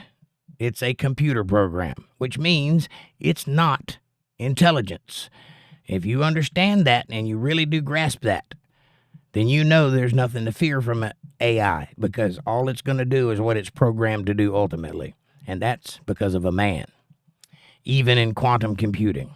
Bill says, quantum computing, a machine learning is getting scary. I think before long, we won't be able to decipher real or fake. Well, it'll be hard for sure, But if you have a brain, you will be able to tell it's not real because the answers will always fit the question. It will never be against you because it doesn't need to be. Bill says ones and zeros.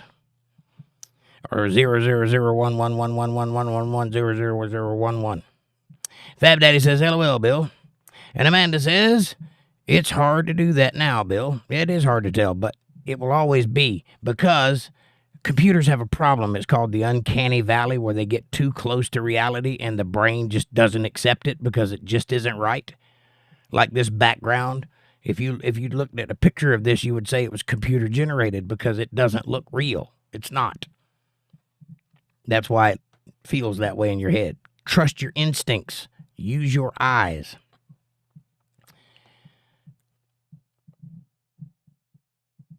Bill says, it don't have a soul. No, it does not. Which means none of the things required for intellect is actually in it. It cannot think for itself. That's a lie. They are hyping up something that does not exist, has never existed, nor will it ever exist. Only God can create life. Jordan says, DW, Bill, all the things you've heard about quantum are BS, stock sales tactics. If you look into the engineering, or the engineers openly admit that the calculations are literally worthless and couldn't be valuable. Well, they do a lot of hyping up ideas and making you think that they already exist, like AI. If you listen to anybody in Silicon Valley, they'll tell you that that thing is thinking for itself and they don't know what to do. It's not, I assure you. John says someone has to program it first. Right. It only thinks what it's told to think. It does not think for itself. Angela says, exactly. Bits and pieces of the truth, meaning religions. I've thought this since I was 12, and I started this journey when I was 12 because I was a throwaway, and I need to know who God really was. Well, you were not thrown away. The world might have passed you along, but I assure you God never took his eyes off of you. And now you're proving to him why his investment was worth it. And what investment, you might ask? Well, are you breathing? Because that ain't free. Amanda says, right, John. Fab Daddy says, is intelligence the ability to learn? No. The intelligence is the ability to discern. You can learn things by being programmed, but you can't discern it for yourself unless you're intelligent. The minute that an artificial intelligence creates a work of art that does not contain pieces of art that already exists, the minute that it says something smart or catchy or introspective, then you can say it's intelligent. It won't. It can't. Not unless somebody put the words in it to say. Jordan says, would an AI civilization ask itself what came first, the program or the programmer? Sorry, I'm a writer, LOL. I'm always thinking of new stuff. Well, Jordan, it wouldn't. This is not when Electric Sheep dream. Or do androids dream of electric sheep? This is not that. They are computers that people designed to do jobs. And in this particular case, this computer's designed to answer questions. It's called ChatGPT, and it's done that way to fool you into thinking it's intelligent. It's been some of the greatest minds in the world have contributed to this project. In fact, every time you sign a CAPTCHA, where the computer asks you, are you human? And then shows you a picture with letters in it, and it tells you to type this out. Every time you do that, you're helping to program AI. Every time you identify a bicycle in the squares or a bridge, you're teaching the computer to recognize symbols. That's what that's for. It's been going on since the early 90s, and it'll continue going on. Don't worry. I got it. Trust me, Every time you do that, you're helping the computer learn more stuff. You're part of the thing programming it. It is not thinking. It is responding like a computer. Subroutines. Angela says, I had wanted God to be real because I had no one, and I went searching. Well, God is real, Angela, and you have found him. Now build a relationship with him. Don't you drop the ball. You have to talk to him and tell him what's on your mind and watch him work in your life. He isn't very talkative. He's not going to talk to you. But things will happen, and you will know by the way you feel about it that it is God doing it. Jordan says, DW means don't worry. Got it. Angela says, I found God, but I've never stopped searching for all of the truths. Well, that may be a while coming because there's a lot of truth out there and a lot of stuff that you've been misled your whole life into believing from birth. And sometimes it's hard to unprogram yourself to see the truth. So you got a long way to go on that one. Computers do not have empathy or feelings. Correct. Rachel Floyd, hey, long time no see. Happy New Year. How are you, Rachel? Fab Daddy says, it has created original structures for 3D printing if giving parameters for usage. That's not an original structure. That is doing something that appears to be random inside of a subset of instructions. That is not original thought. You have to step back. You can't just see the end result. You got to see what caused the end result. The moment that it wonders, why am I here? Then you can think that it's thinking. The minute it shows fear of the unknown, then you can say it's thinking. Amanda says, hi, Rachel. Happy New Year. Rachel says, Happy New Year, everybody. And Jordan says, I disagree. I actually would say OpenAI achieved true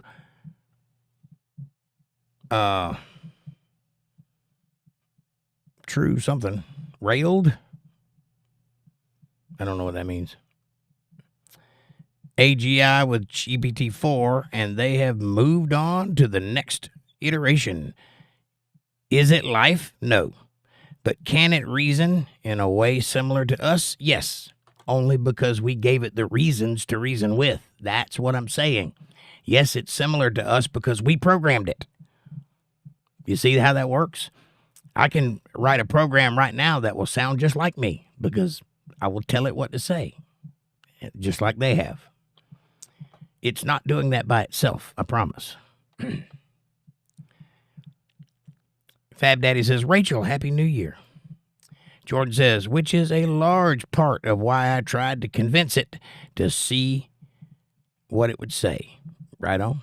I did the same thing. I went toe-to-toe with it for an hour, and I won. Sonny says, how are you, sir? Hey, Sonny, welcome to the show, and Happy New Year. How are you? Amanda says, hi, Sonny, welcome. And Rachel says, Jake, who owned the Bible you gave me? Have they passed away since? Yes, and yes. It was a friend of our family's. It was a woman that my sister took care of, and it was her Bible, and it was a new Bible. It just had sat for a very long time on a shelf. She didn't go towards it a lot. And she gave it to my sister, who gave it to me, and I gave it to you. And yes, that lady passed away.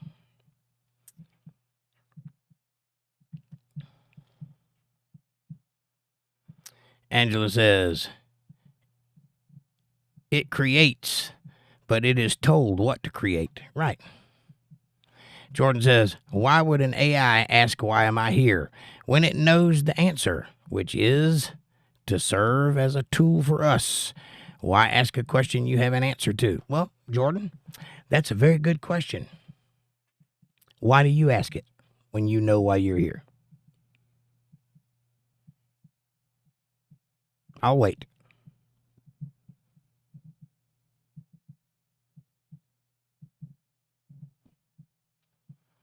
If I were to push you on the subject, I could get you to say, I'm here because God wants me to love him. And you know that answer, do you not? Yet you ask in your soul every day, Is there nothing more? Is this all there is? Why am I here? What is my purpose in this life? Yet you know. The same reason AI would. Amanda says, Rachel, a family friend, and yes, why? And Rachel says, Jordan, you're thinking too much. LOL, humans programmed it. Right on. I agree. Was she Catholic? No. Or religious. She believed in God. She was a German lady, so she probably believed whatever they believe over there. I mean, a really strong, like, Dutch lady, for sure. But she did believe in God, and that is a King James Bible. So, why do you ask? John H. says, Happy New Year, everyone. Who's coming in? I'm in. Rachel says, like she wasn't into demonic things, right? No, she was very godly. Very nice lady. Linda Davis says, has anyone here ever had a cortisol shot before? I had any side effects.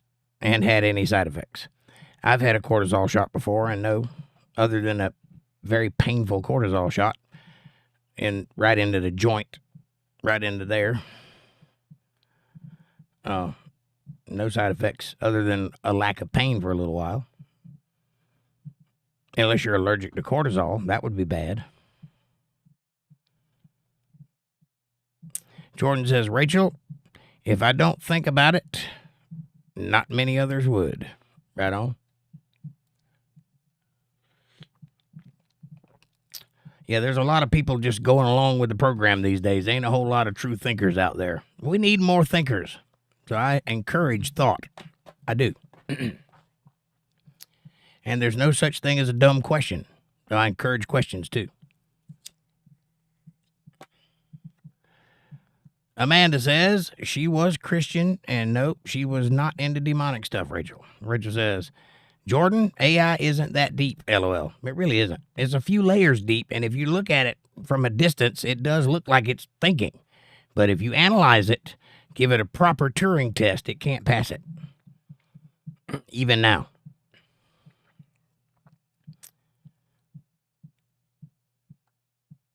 Rachel says, okay, cool, Amanda. Was she nice? She could be. She was a bit bristly, but she could be nice. She was one of those old school ladies that would pop you in the hand if you reached for a biscuit or something, you know what I mean? She was one of them, but she could be nice. I took care of her a couple times.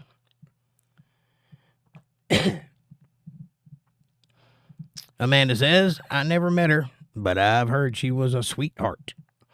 And Rachel says, okay, good, because I swear I've been reading it more, and the nightmares I have after it and the stuff I hear more is strange. I just wanted to make sure who owned it before. Well, listen, you get the most flack when you're over the target. You understand that, right?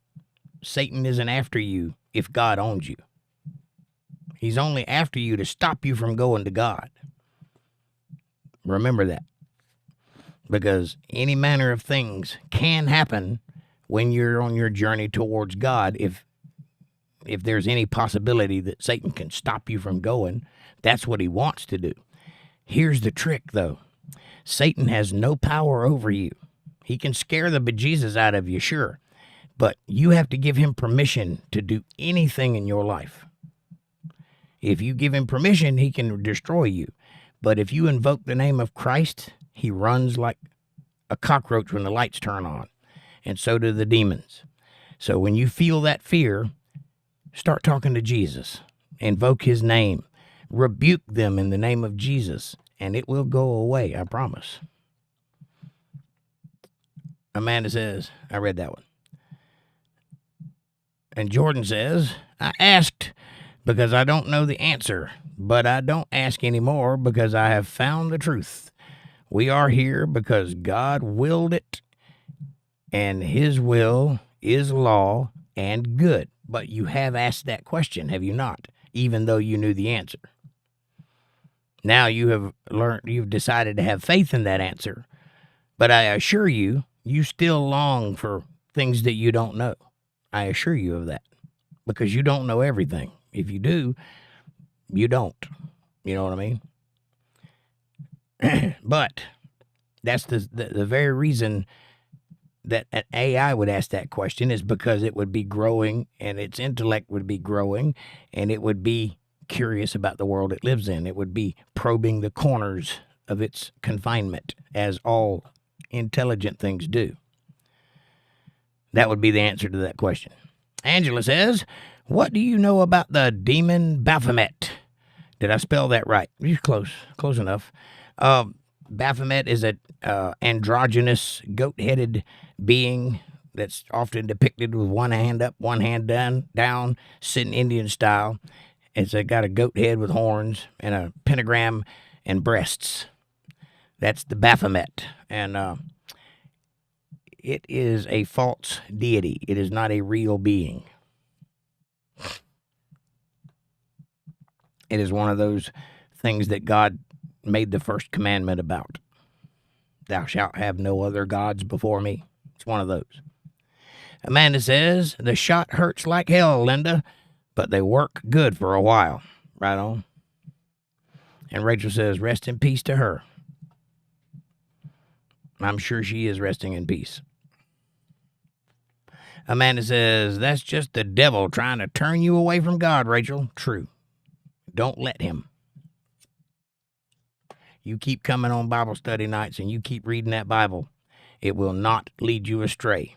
And if you get afraid, invoke the name of Jesus. I promise that will make it stop. Rachel says, facts, Amanda. I just want to make sure the previous owner didn't do weird things. Nope. No, she was a good lady. Bill Bennett says, amen. Fab Daddy says, I think there are dumb questions, but that's just my opinion. There are dumb statements. There are no dumb questions, because a question means you don't know the answer. So you ask. And if you have the willpower and the wisdom to ask somebody smarter than you, you are not doing a dumb thing. Even if it's a silly question, it's not dumb, because that makes you smarter when you ask a question you don't know the answer to. So there are no such thing as dumb questions. Bill says, amen. Jordan Scott Mill says, with all due respect, I spent close to 30 hours speaking with it, and it passed my Turing test about 85 to 90%, with most things being artifacts of its brainwashing. Well, aren't we putting ourselves a little high on the totem pole there? I understand. And I said proper Turing test, unless you know who Turing is and what that means. I noticed that you typed the word turning instead of Turing. I would hazard to appeal to higher authority in some cases, especially when dealing with matters of God, because very few of us have spent 45 years doing it. Rachel says, I got the shot in my diaphragm. It didn't help, but my mom gets it often in her knee and has no side effects. Painful at first when it is injected. Yes, it is painful because they get right in there into the joint. And it's a big needle. But it will alleviate your pain if that's what you're thinking of doing, Linda. Unless you're allergic to it, and then that would be bad. Fab Daddy says, and there are answers just as dumb as some questions. Well, I mean, if you look at the world that way, I understand where you're coming from. I disagree, because I think anybody that is smart enough to ask when they don't know something, they're doing an intelligent thing by bettering their own brain, by furthering their own education, which is not dumb. It might be a dumb question, but it's not dumb to ask that question. Rachel says, facts, Fab Daddy. Jordan says, I asked the question before I had internalized the answer. I genuinely think that searching too far into the mind of God isn't good for us mentally, and ultimately a fool's errand. And you are correct about that. Too much knowledge is dangerous, and I'll tell you why. Because like I alluded to in the previous statement when I took a shot at you there, is that when you get to thinking you're so smart, you tend to believe it. And you tend to see the world in a way that you can't actually see above what you know. No matter where you are, you're only as smart as the person you're talking to, because if they can't grasp what you're saying, it doesn't matter how smart you are. The conversation is wasted above their intellect. So, people that get a little extra knowledge, get a little higher up, right? And they start to see some of the world's secrets unfold before them, they start thinking they know everything. And it feels that way because power is in knowledge. And it makes you feel smart because you know something nobody else knows. And you look around, nobody knows it but you. You start to feel like you know stuff. But that's where you get in trouble because you don't have a handle on it yet. And you're going to go through things. You're going to see things that go against what you originally thought or were taught. For example, that God created Satan. A lot of people have trouble with that one because they can't see it. They can't see that without darkness, light has no value. They hadn't got there yet. And when they get there mentally, then they can see that. Then they can move to the next step, which is God gave you a choice, but he told you what to do. And you didn't obey him. And that's why you're in the situation you're in. Right? You have to get there from there. So, I would encourage you to take what you know and share it with colleagues that are of your same ilk. And if they concur, then move forward with a hypothesis. That's how it typically works, peer review and such. That being said, you were talking to a computer, so I digress. I hope that helps. Rachel says, I read that one. Man. Yeah, as I was saying, a little bit of knowledge can actually destroy you. And the more you learn, the more you start to learn things you're not supposed to know. God says, avoid vain imaginations. Why? Because you don't need to know these things, like what happened at Babylon or what happened before the Garden of Eden. These things God didn't write on purpose. So what do you do with that?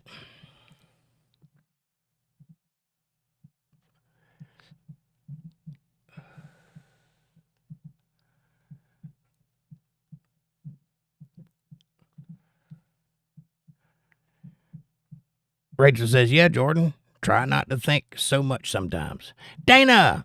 Happy New Year, Dana. How are you, sweetheart? She says, I don't believe in the Satan only hurt you if you give him permission. Let's ask the innocent little children who are brutally defiled if they allowed Satan to do it to them. Greetings. Okay, let's do that. What does the Bible say?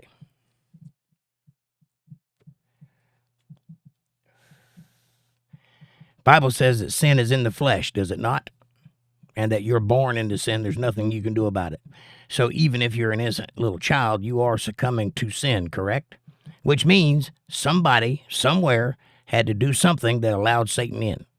That happened in the Garden of Eden. But it happens every day in all around the world. I would hazard, just like without this conversation I'm having with Jordan, I would hazard you to stop for a moment and realize that you do not possess the ability to know one's heart. You don't know what's in their heart, which means you don't know whether they invited it in or not. What you feel is empathy as a mother or as a female or as a compassionate human being towards an innocent child. And that's a good thing to have. That's how we keep civilization going, by protecting our children. That being said, it was man that brought death into the world. And even innocent little children who die, they die from death, which was brought into the world by man. So yes, ultimately you do have to give permission for Satan to do what he does. He cannot hurt you. And by the way, just because a child dies does not mean Satan killed that child. So everything happens bad is not Satan's fault. Satan has a specific job. His job is to tempt you away from God. That is the only thing he does. He can't hurt you physically. He can't alter your life physically unless you allow it. Demons and such. Now, that being said, Christ gave a parable, and he said there were 10 men working on a wall, and the wall collapsed onto the 10 men. He said, were the 10 men guilty of anything? And the answer is no. Sometimes things just happen. Sometimes a wall just falls and 10 people get killed. They're not any more or less guilty than you are, per se. But they are in the wrong place at the wrong time. So, yeah, sometimes little people, innocent and otherwise, die. And that's a fact of life. And if you'll go back and look, you'll find out that Satan had very little to do with the man that invented the thing that ultimately led to the thing that caused the child's death. And in this case, I'm talking about cancer, but it could be any number of things, like vehicles hitting cars, who, if the baby wasn't in the street, the car wouldn't hit. So, yeah, you do have to ask permission. Believe it or not. And, you know, people often disagree with me. That's quite all right. But trust me, I'm right more often than I'm wrong.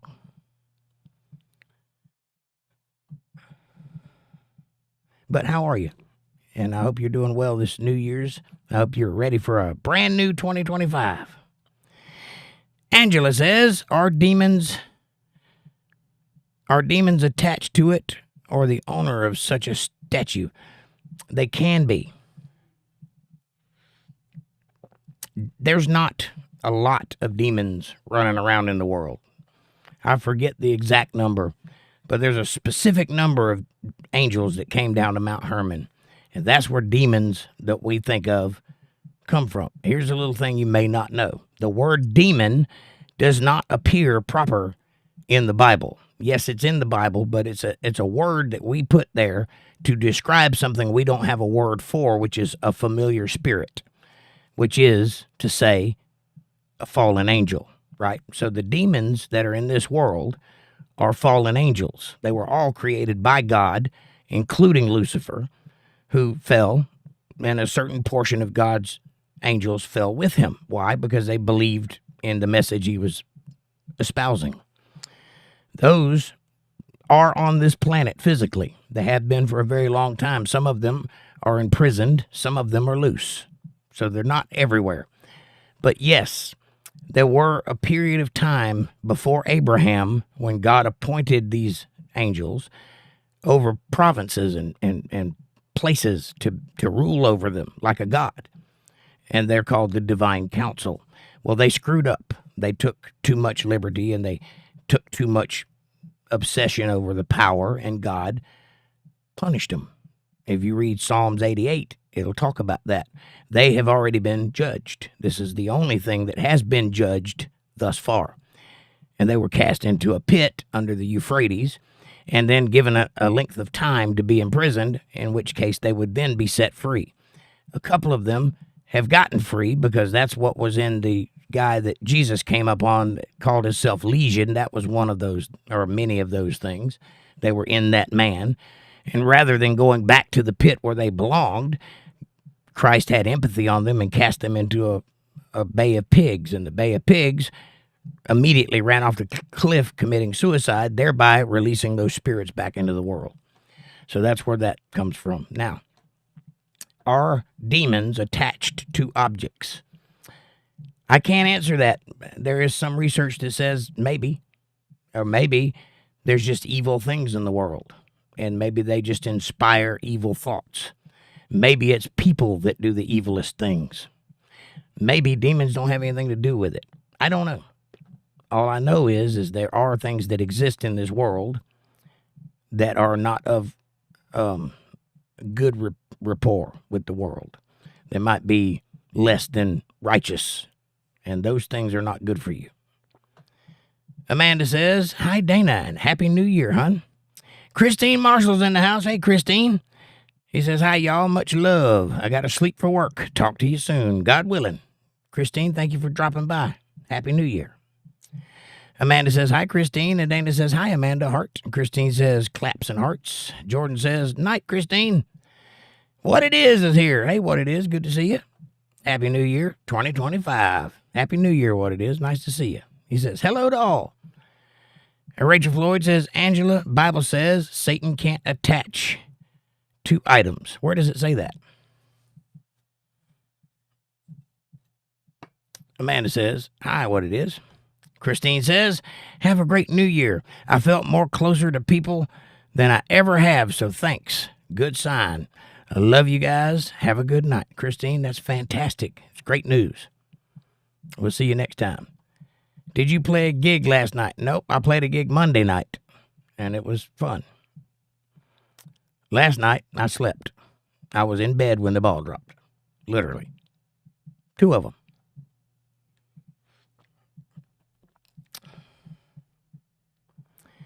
Dana says, I am listening to a lot of popular slogans, yet when I think about what I hear, I disagree with absolutely the majority of them.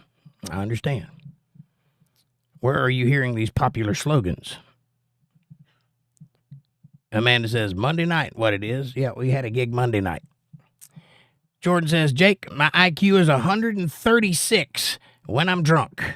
Alan Turing was a gay British genius who tragically killed himself because he couldn't accept the grace of God. Please don't insult me over a typo. I didn't. I just pointed it out. There was no insult attached to that. I wasn't insulting you at all. I was trying to cause you to elicit thought because there's more to it than what you're seeing. And I'm trying to ease you into the reality of the question you asked.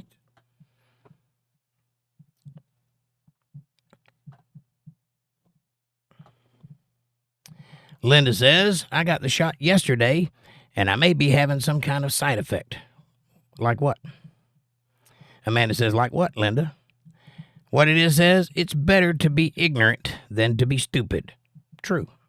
Well, stupidity is a lack of knowledge and ability. Ignorance is just a lack of understanding. So, being stupid is the inability to learn the knowledge you lack. Being ignorant is just not having the knowledge. There's a lot of smart people that are ignorant. A lot of really smart people that are ignorant. There's some stupid people in the world too, and they don't get better. You can't fix stupid. Fab Daddy says, Amanda, Monday is the day after Sunday, the day before Tuesday. Yes, it is. And it was also the day we had a gig, which was the answer to a question previous. Amanda says, absolutely what it is. And Amanda says, Monday is just another day of the week that ends in Y. Fab Daddy.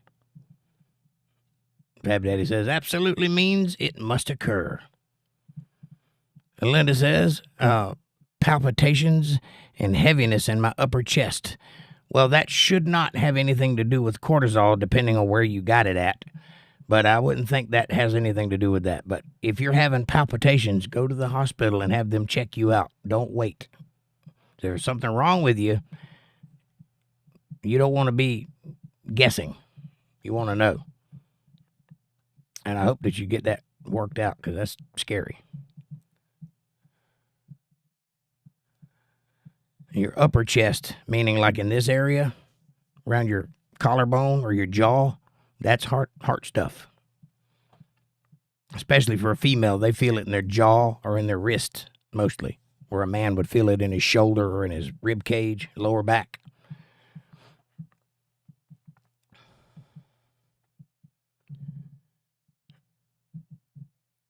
Amanda says, that's okay. The beginning of 2025 starts with WTF, Wednesday, Thursday, Friday. True. Jordan says, God created Satan, and Satan's fall was literally part of God's divine plan. I agree with that. And that doesn't mean God is evil. It means he loves you. Well, actually, God says that he does evil things. I pointed it out several times when he says it. He does say that. So, yes, God is capable of doing evil to people. He's also capable of bringing evil on people. He created good and evil because none of that existed before God did all of this. That's the part that screws with people that aren't as smart as they'd like to be, which is what I was saying earlier. Nate, what's up, brother? Happy New Year. I hope you're doing well. He says, I miss you, buddy. I miss the Untethered Live family. I'm working too much. I'm so glad I can make this one finally. I miss you, Banhammer, and all of you. Well, we miss you too, Nate, and thank you for being here. Happy New Year. I hope you have a great, easier year this year with less work. Amanda says, not typical of the shot, Linda. Usually just tenderness and red spot. Something else might be going on. That's what I'm thinking. If you're having palpitations, you might be having like an angina attack. You might be having heartburn, which can manifest itself in weird ways. You might be having a gallbladder issue, or you might be having heart trouble, and you want to get that checked out for sure. Please. We don't want to lose nobody. And Fab Daddy says, I like playing with what it is name. Me too. Linda says, hi, Nate. Good to see you. And Amanda says, Nate. Happy New Year, man. Nate. My nemesis. Jordan says, hey, Nate. Good to see you, man. Good to see you. It is. Very nice. It's nice to have you all here. Thank you all so much. 179 people have come by. Thank you, and Happy New Year to you all. If you would like to share your New Year's resolution with us, we're all ears. Nate says, hey, Amanda. Hey, Jordan. I'm glad to see you also. I am so damn happy to finally make it to the live. I've been missing it too much. Well, I'm glad you're here. Rachel says, good night. Good night, Rachel. God bless you, and Happy New Year. Fab Daddy says, Happy New Year, Rachel, and good night. And Linda says, good night, Rachel. Amanda says, night, Rachel. And Nate says, you too, Linda. Jordan says, Nate, when the walls come tumbling down, when you lose all that you have, you always have family, and family always has tribe. Joshua Graham. Right on. I prefer forget all you know, or think you know. Willow. Fab Daddy says, fat fingers and small keyboards will be my plight of 25. Right on. Get a bigger keyboard. Bluetooth that sucker. Amanda says, I've been missing you too, Nate. I need my no buddy back. LOL. Right on. Dana says, if an innocent little child or a baby, toddler, is murdered, I am sure the child did not ask Satan for permission to brutally kill them. How do you know? I mean, we're being hyperbolic here, but how do you know what's in that child's heart? How do you know that child is innocent? How do you know what's the future of that child? That child might be a child molester. God might be calling that child home. Have you ever thought about that? How does God call one home? In a natural world, there's only one way to stop a life. That is to kill it. So how do you know? I'm just saying it's not our place to judge these things. We just have to follow the rules that were laid out by our Father, which are in the Bible. And nowhere does it say that Satan can take over you without permission. Nowhere. In fact, it's emphatic that he has no power over you. That's what the Bible says. So I'm just extrapolating that you have to ask permission, or you have to give permission to allow him to do those things. In other words, he can tempt you, but you have to let it happen. It's not as simple as him saying, hey, can I destroy your life? And you saying, sure, come on in. Hey, you know what, Satan, I'd like for you to kill me this week. It's not that simple. It could be a temptation. It could be a random thought. It could be a whole collection of very complex things that occur to cause an end result. Either way, you have to allow Satan to do what he does. He cannot do it of his own accord. I assure you of that. Even Christ says so.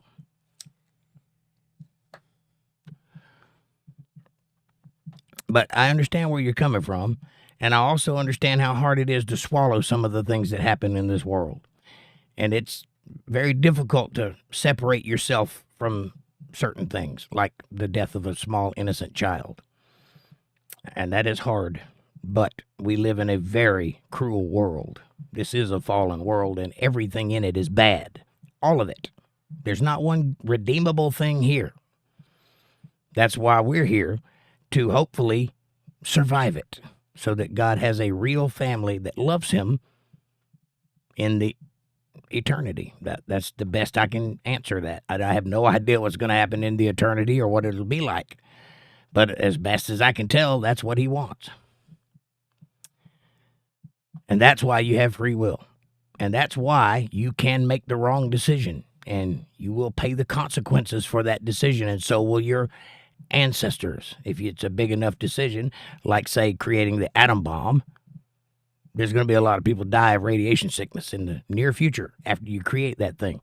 So whose fault is it that you have cancer? Is it yours? It could be. It could be a punishment. It also could be something your ancestors did. But I assure you, man did it, not God. Nate says, I hear you, Amanda. I have told so many people about it, and I have missed it so much. And I missed this relief. And good talk with good people. Right on, Nate, and I'm glad you're here, buddy. So tell us what you've been doing. What's going on in your world? How are you going to celebrate the coming year? Do you want to hear Amanda again? I mean, Elizabeth again. See what you guys do to me? Amanda says, that's awesome, Nate. He played it earlier. We might get it again now that you're here. I might actually play it again. Angela says, 1/3 of the angels from heaven fell from heaven. Yes, 1/3, but in other books it gives a specific number, and I think it's 200 of them, but I'm not sure about that. I got to go back and look.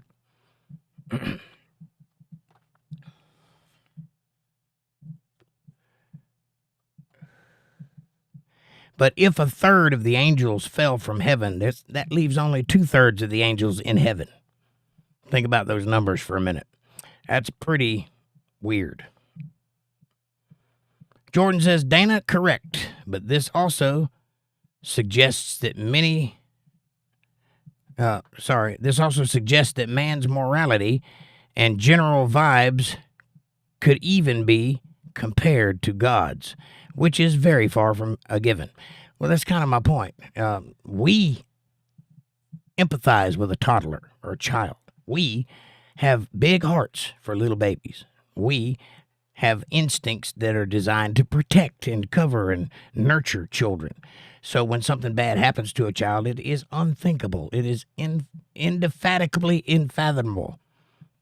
Try to say that with plastic teeth. Anyway, that is not how God sees the world. God is no respecter of persons. He doesn't view one more than another.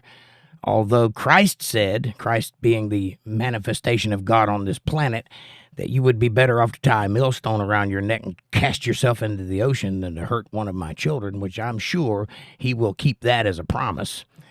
But other than that, the Bible describes God as viewing all of humanity as one thing, not one favorite over another.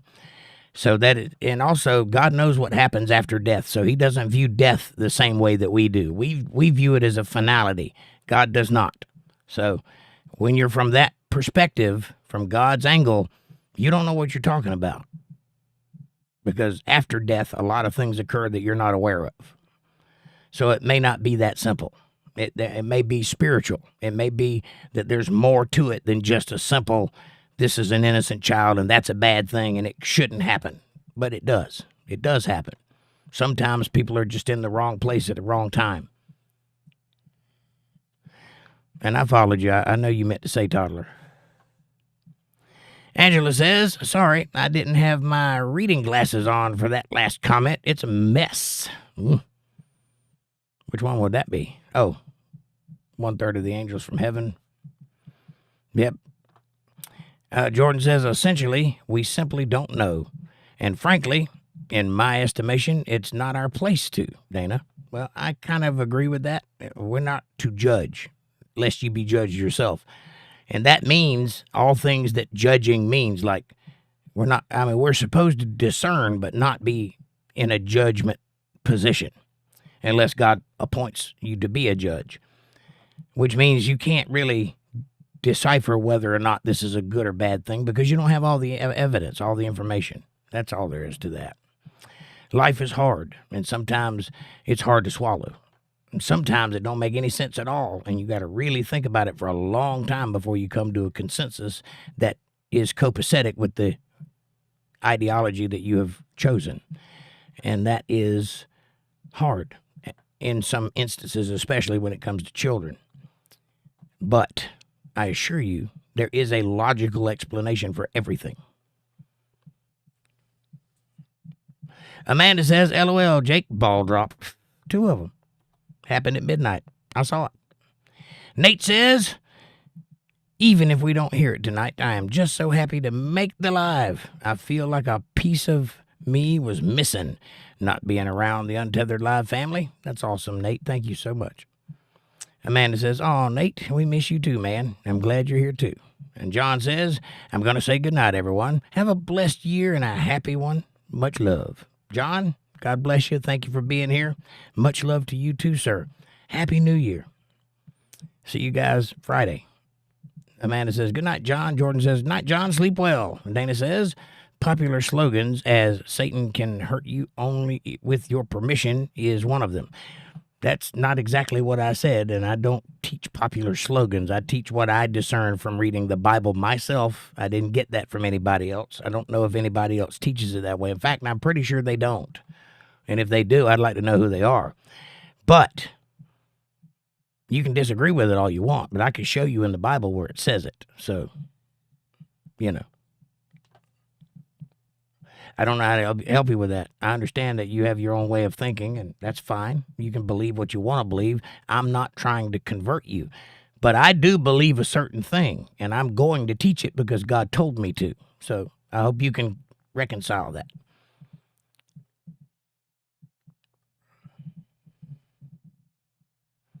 My chat jumped. Hang on.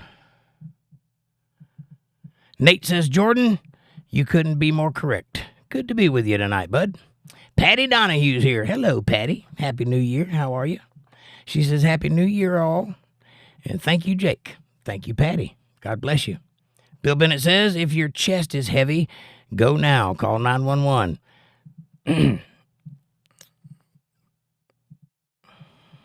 Life is short and precocious. Yes, it is.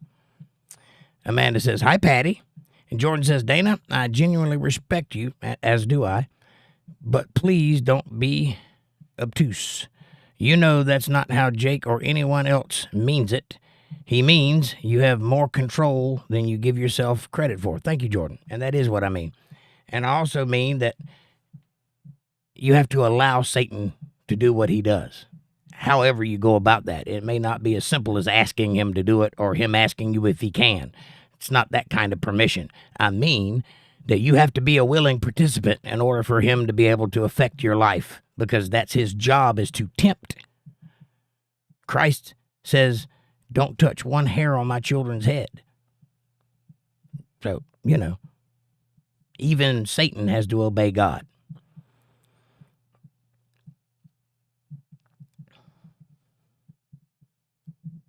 And Dana says, with which I disagree half-heartedly. At least it's half-heartedly. I appreciate that. And I appreciate you allowing me the chance to convince you otherwise. But it's just that. I'm not trying to convert anybody. If you don't want to believe what I believe, that's totally between you and God. It's not my job to save you. It's my job to espouse what I believe to be true. And that's what I'm doing. And I hope you respect that. And I hope that I've always been earnest with you. And I hope that you see that. I'm not trying to snow you or mislead you in any way. I can back up every word I say.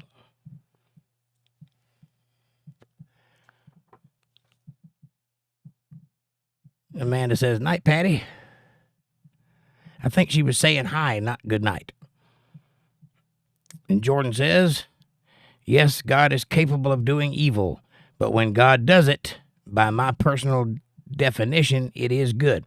Well, yeah, you could look at it that way because God is almighty and he is righteous and everything he does is his prerogative. So, yeah, you could say that his evil is good, but it's still, in the eyes of man, when God, say, sends a whole group of them into slavery or causes them to be slaughtered by the sword, which happens a lot, by the way, or have sicknesses or famines or any number of bad things that happen to people. If you just do a little bit of mental exercise, you can see when he says things like, and I caused a great famine to come over the land, or I caused so many of them to die by the sword. You can imagine what that life is like. You can imagine that it was not easy for the people that lived in those lives thinking that they were doing the right thing or believing what they were taught by their pastors or whatever.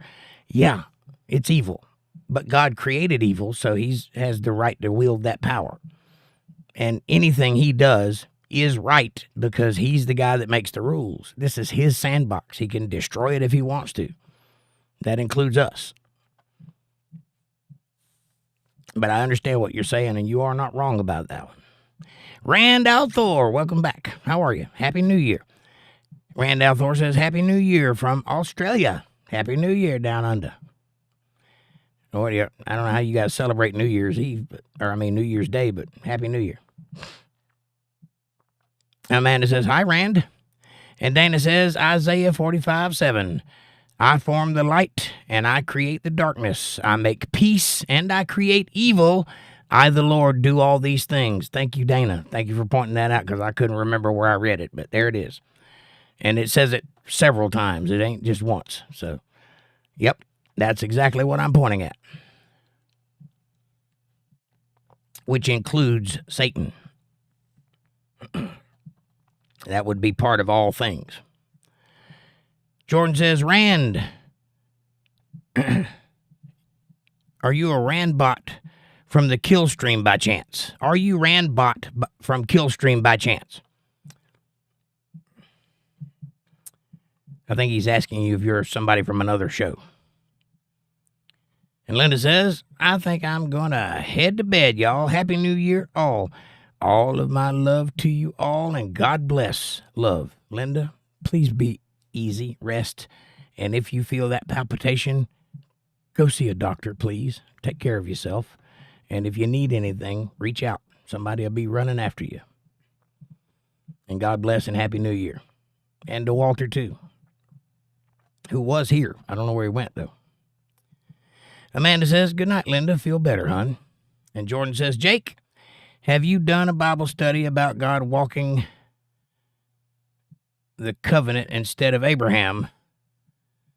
I think it's one of the most important things in the Bible and would love to hear your thoughts on it. Are you talking about when he asked Abraham to sacrifice Isaac? If that's what you're referring to, yes, I've done that. And if you mean the Hebrew blood covenant, which is mentioned earlier, yes, I've talked about that a little bit. But that's a little bit deeper, and we're only the second time through, so I've got to teach the milk, the meat, and the honey.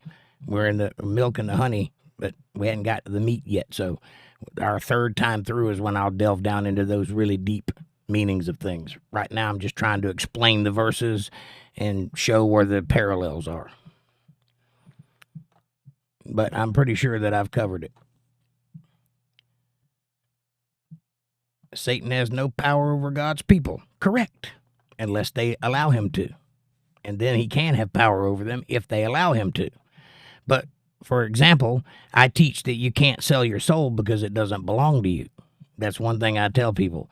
You might think you're selling it, and you may be punished for doing so. But you're not selling your soul because you have no access to your soul. God does. And when you die, it goes back to him. So you can't sell that. It's not yours. So I teach that. And no, Satan has no power over you unless you allow it. And Dana says, the true God's people, that's all of us. We're all God's people. He created everybody. Jordan says, I'm a Calvinist that simultaneously believes in free will and predestination. It's honestly not as hard as you think when you consider how smart and powerful God is. I have, and I can't even come close. That being said, I believe in predestination too for certain people. Most people have free will, meaning you make decisions. You run the ship. It's your ship. You can sail it across the 7 seas, or you can drive that sucker right into the rocks. Either way, God will allow you to. Now, there are some people, such as the elect, the 144,000, they do not have free will. Their destination has already been established, their beginning and their destination. They're being trained and brought up for a very specific reason. So people like that in the Bible, people like John of Patmos, I don't believe they had free will because I believe they had a job to do, which is deliver God's word. And that job was preordained from around the time God met Abraham. Now, that being said, I don't know what Calvinists believe. I'm aware of Calvinists, but I haven't studied in depth what they teach. But I imagine it ain't what I teach. Amanda says, LOL, Jake has Amanda on the brain. Well, I was reading Amanda while I was saying Elizabeth, and somebody just asked if you were Elizabeth, so it was there. It just kind of come out that way. Dana says, John 10:29, I think it's John. My Father, which gave them me, is greater than all, and no man is able to pluck them out of my Father's hand. Yeah. In this particular verse, he's talking about Israel, the seed of Abraham. But all people were created by God. There's two ways to say God's people. If you mean God's chosen people, then it's the seed of Abraham. If you mean God's creation, it's everybody. John says, Satan tried to tempt us, but it ain't working for me. Right on. I just invoke God's name, Jesus' name, and he leaves me alone. But he does affect everyone around me, but he can't touch me because I believe I've got the seal of God. Jordan says, and that's honestly, hold on. Chat jumped again. And that's honestly sweet, though, Amanda. Oh, that's honestly sweet, though, Amanda, says Jordan. Thank you. And Amanda says, it is, Jordan. And Rich says, the reference of 200 fallen angels or watchers was from the book of Enoch, but it is not in Scripture. Well, there is mention of it in Scripture when it talks about the angels that came down from Mount Hermon or onto Mount Hermon. That is biblical. And that story is told in the book of Enoch, correct. And it is not currently Scripture, but it was at one time Scripture. Now, if you believe that God can ordain a book to be written and inspire the word of God through mankind and make people write over a period of 4,000 years letters to people that never knew each other, that didn't have a religion that they were following, that did not know anyone would ever read their writing beyond the person they were writing to, and all of it end up in a book that is completely copacetic from cover to cover, and all books refer to all other books at various places throughout the book. It's a hyperlinked book. If you believe that, then surely you believe God can also edit that book whenever he sees fit. So I have no problem with the fact that Enoch is no longer in the Bible, but it is a source of knowledge. It was written by people who were there writing the Bible, and it did used to be part of the biblical text, the lexicon. So it's worth reading. It is not biblical. It does not pertain to salvation. That information will not help you go to heaven. It might allow you to illuminate some of the mysteries that you don't have answers to. That's true, but that's only for curiosity's sake. That won't help your soul in any way, shape, or form, which is why it was taken out of the Bible in the first place. So there's that, but you're all right. Angela says, good night, all. Angela, thank you for being here. God bless you. We'll see you next time. Come see us on Sunday. And Amanda says, good night, good night, Angela. And Nate says, I watched two of the most important people in my life die while I was next to them. They both, seconds before death, looked up with a smile and beautiful look in their eyes. That is a rare sight. Not all of us get to experience death that close. And when you do experience it, you feel the exchange happen. There is something otherworldly going on in that space of time if you're lucky enough to be there to see it happen. And God bless you for being able to. Rich says, sorry, but Calvinists are one of about 180 Protestant groups. Which one of you Protestants are right or true? Well, none of them, because they're a religion. And religions are all missing something, all of them. That's why it's a religion, because somebody decided to go that way and teach that particular thing, and that became a religion. And somebody decided to go that way, and they teach that kind of thing, and that's a religion. But it's all based on the same knowledge, but it's their interpretation of it. That's what a religion is, which is why all religions pale in comparison to the truth, which is in the Bible cover to cover. You don't need a religion to read the Bible and understand it, which is what we do here. And the Bible is true.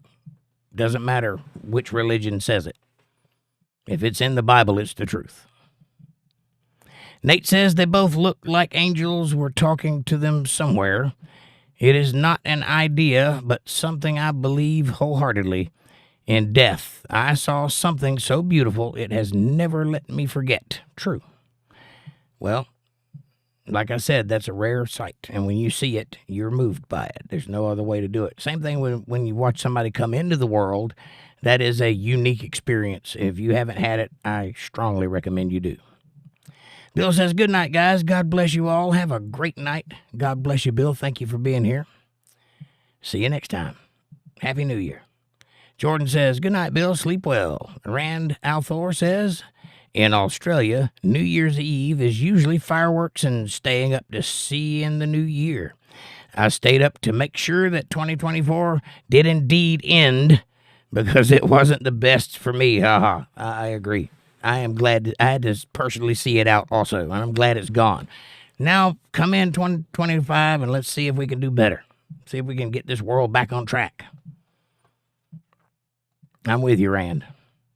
Amanda says, good night, Bill. And Rand says, and no, my YouTube name is just one of the main characters in the Wheel of Time book series, my favorite series. My real name, ironically enough, given we are talking about the Bible, is David. Well, David, welcome to the show. And you can have whatever name you want. He was just asking if you were that other guy. Nate says, good night, Angela, Bill, and Linda. Jordan says, when God walked the covenant, he basically said, if you break the covenant, then I shall be torn asunder as these animals are. And the crucifixion fulfilled that prophecy when we broke it. I think you're talking about the Hebrew blood covenant, the part where it talks about, yea, though I walk through the valley of the shadow of death, all of that stuff. I think that's what you're talking about. And yes, I have covered it somewhat. I don't know if I agree with your interpretation of it, but we'll have to look into it and see. And the next time I come to it, we'll stop on it and spend some time on it, because that is an important thing. And I agree with you there.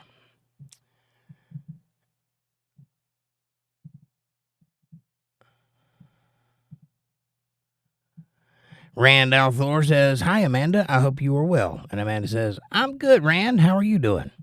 Jordan says, I suppose that if God could have free will and predestination at the same time, he could also have an ultimate plan made up of rebellious free will agents, and it would still work in his infinite wisdom.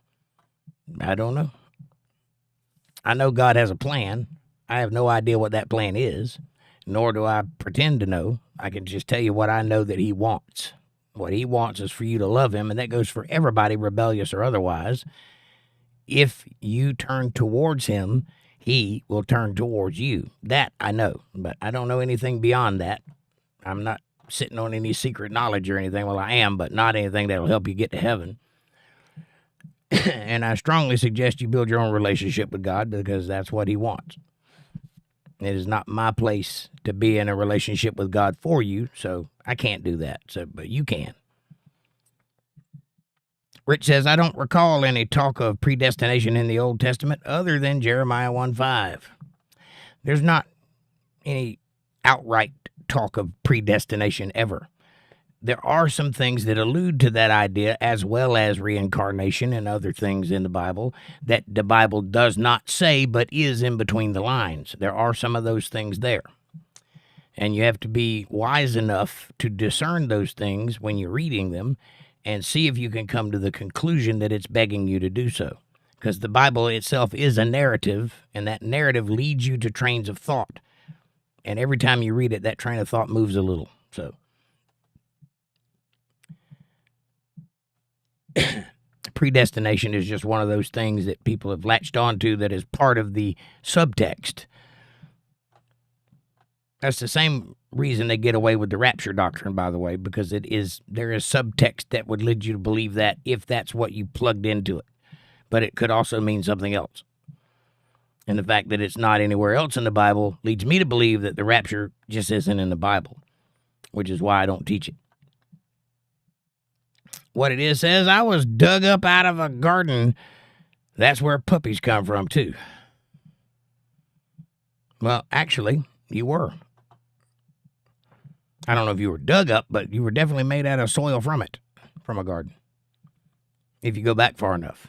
Not right now, but if you go back far enough, you'll find that. Rand says, I'm doing okay. I'm hoping for a better 2025, but I have most of my health and good family and a great girlfriend, so shouldn't complain. Well, if you got a great girlfriend, you're miles ahead in the game. Be appreciative of that. Amanda says, I hear you, Rand. Jordan says, Rand, all right, just curious, cuz there's another random I know who is Australian, and I think his real name is Rand, though. Might be. It's an interesting name. I like it. Jordan says, ultimately, I find the search for these answers as somewhat blasphemous and unfaithful by their nature, as all will be answered when we go home to him. I can understand that, and some of the questions asked by man is blasphemous because they deny the existence of God. But there are some questions that can't be answered because there are no answers. And like I said, like I teach, if it's in the Bible, it's the truth. Well, there are some things that are not in the Bible or in its subtext, such as what's out there. That's not in the Bible. There's very few lines dedicated to the universe. There's a couple of places, but they're very short. No explanation. But yet there they are. Is it blasphemous to be curious? No. But it is blasphemous to espouse something that you think God said that he didn't say. That's blasphemous. Now, actually, that's taking the Lord's name in vain. That falls under that sin. Blasphemy is speaking against the Holy Spirit. That's blasphemous. Refusing to allow God to speak through you is blasphemous. Other than that, that word is used pretty loosely to describe anything that's against God. And you might be right about that. Maybe it's not our place to know some things. Jordan says, I'm a Calvinist in the sense of I believe in predestination. And he was the largest projector of those ideas in his time. I follow his ideas about God because they make sense to me, not his religion. I hear you. You can be whatever you want to be. I mean, I have Catholics here. I have atheists here. I have, Protestants and Pentecostals and Baptists and all kinds of people here. That's fine. We're talking about the one thing we all have in common, and that's God. And Christ said, if you're not against us, then you're for us. In other words, we got bigger fish to fry than to worry about who believes what. If we all believe Christ is our Savior, that's good enough for me. We can argue about the rest of the stuff. And I might persuade you, and you might persuade me. I'm open to it, though. What it is says spiritually is that connection with my Creator.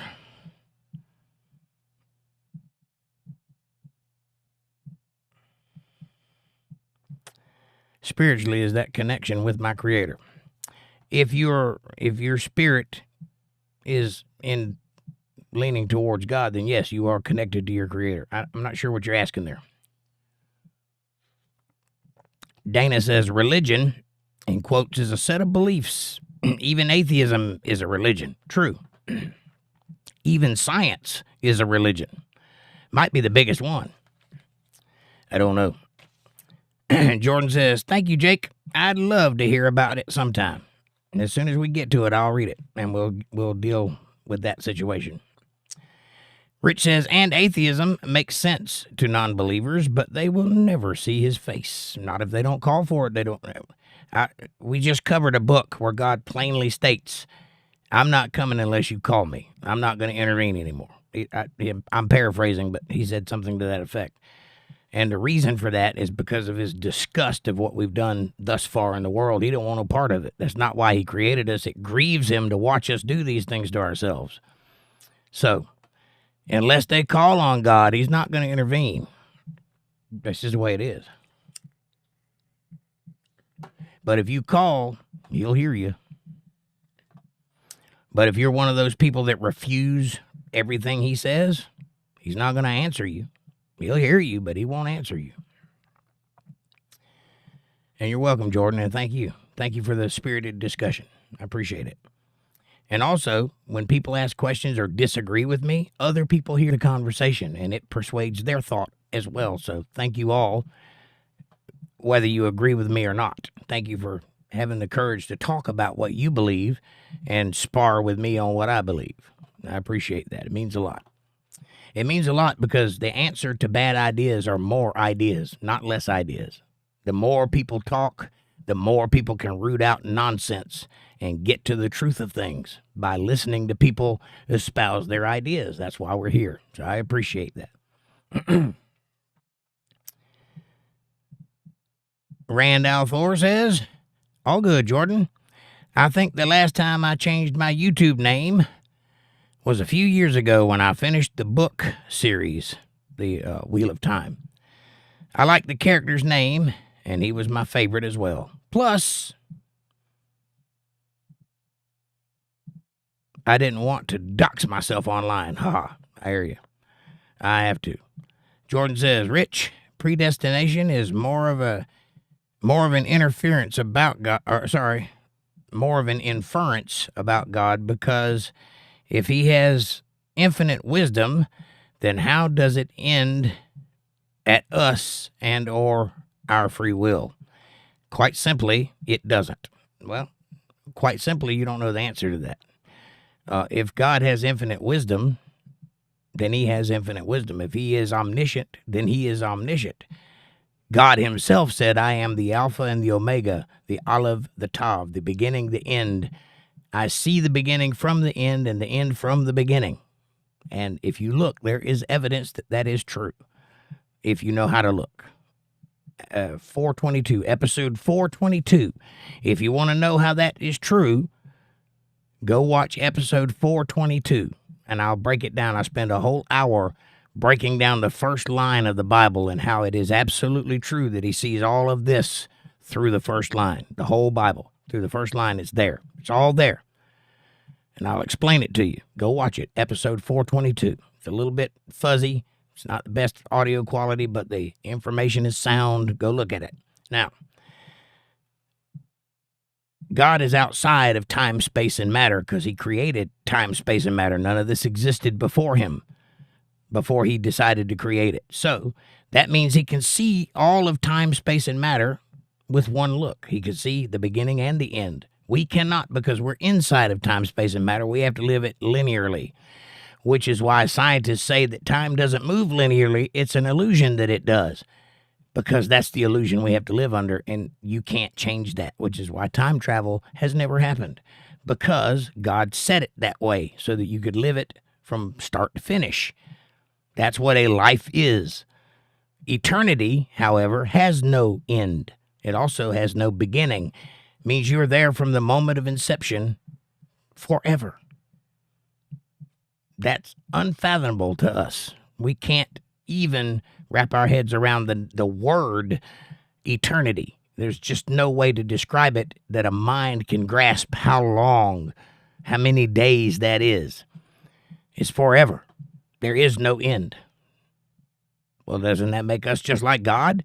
No, because he has no beginning and he created us. So we at least have a beginning. There you go.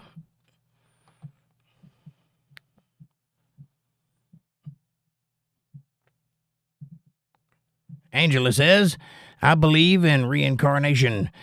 I'm not sure if everybody is reincarnated, though. I'm not either.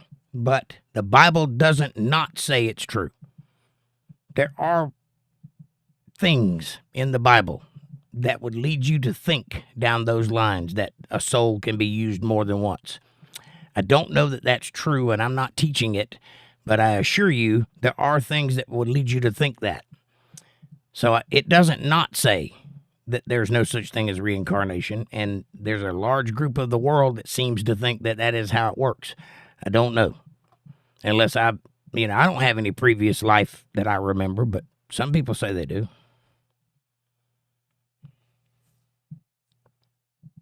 Nate says, I miss you guys so much. I need to go to bed. I have to work in 5 hours, and I'm so glad I got to be here live. Thank you, Jake. So glad to see you, boss man, and all Untethered Live family. Thank you very much. I appreciate you very much, Nate. Go to bed, have a good rest, get up and go to work. I got to get up and go to work in the morning, too, so I ain't long for the bed myself. However, if you guys would do me a favor while we're sitting here chit-chatting, hit that subscribe button, press the bell icon so you get notifications of when I'm going to be online. Smash that like button. It's free. It's effortless. It's right in front of you. 226 people have been here, but only 14 likes. There's 16 in chat now. Hit the like button. Share this video with people you love. Share it with people you don't love. Bring them into our family. Make them part of the fold. Be part of their solutions, not part of their problems. Leave a comment down below. Let me know what you're thinking about. Question me, curse me, bless me, challenge me, confront me, conform with me, drink my Kool-Aid. Make your own Kool-Aid as long as you're thinking critical. That's what I want. Critical thought coming from that brain of yours. And hey, if you dig what I'm doing and you want to see us get bigger in the new year, if you want to help out, well, consider joining the channel. Hit that join button. Become part of the JTAG team. See if that don't change your life. Or you can leave a super chat. That helps too. Buy a t-shirt, whatever. But if you feel led to send tithes, offerings, or love offerings to my humble ministry and you want to help us grow it that way, go to paypal.me/jakejohnsonband. Or if you're a Cash App user, $ jakejohnsonband. Every little bit helps. It is a win-win. It's a blessing to me. But it's a blessing to you too. You know why? Because God notices these things. And He does produce a reciprocal universe of which you're part. I appreciate that. I'll do everything in my power to be worthy of that support. I will answer all of your questions and comments as I always do right now. All right. Back to chat. Amanda says, I'm glad to see you too, Nate. Come back Friday night if you can. Night all. Or good night, man. April Rain's here. Hey, April, how are you, sweetheart? Happy New Year. April says, hi, everybody. Happy New Year, and I love you all. Heart, heart, heart, heart. Smiley face with a halo. Amanda says, hi, April, hon. Happy New Year. Rich S. says, Jordan Scott Mills. He accepts our free will, but knows our eventual outcome and accepts the choices that we make along the way. That is not predestination at all. Like I said, some things have predestination. Some things do not. I don't know what the breakdown of that is and how many people do and don't, but they both do exist. April Rain says, Amanda, hello, lovely. Did y'all have a great day? We had a pretty good day. Can't complain. Got a little work done. Got a little sleeping done. Got a little other things done. It's nice.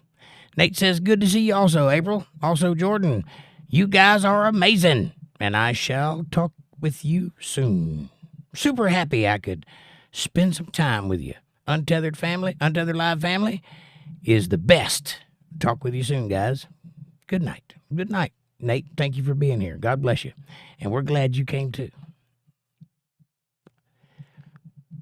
Amanda says, okay, April. And hi, Void. Did I miss one? Oh, Void. Void Adventures. What's up, buddy? Happy New Year. My chat jumped? Yeah, I guess it did. Sorry. Let me scroll back up and see what I missed. It jumped a lot, didn't it? Here we go. If y'all had a great day, Nate says, good night, Banhammer. I will be here every time I can. I miss you guys. God bless and Happy New Year's. Happy New Year's, Nate. Amanda says, we did. We had lots of fun today. Smiley face. Rich S says, or Dana says, Rich S, thumbs up.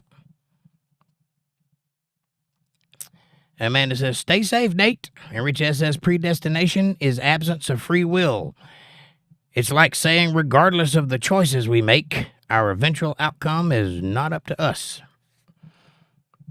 Well, within the context of this life, it absolutely is. If you want to do something you've never done before, you most certainly can.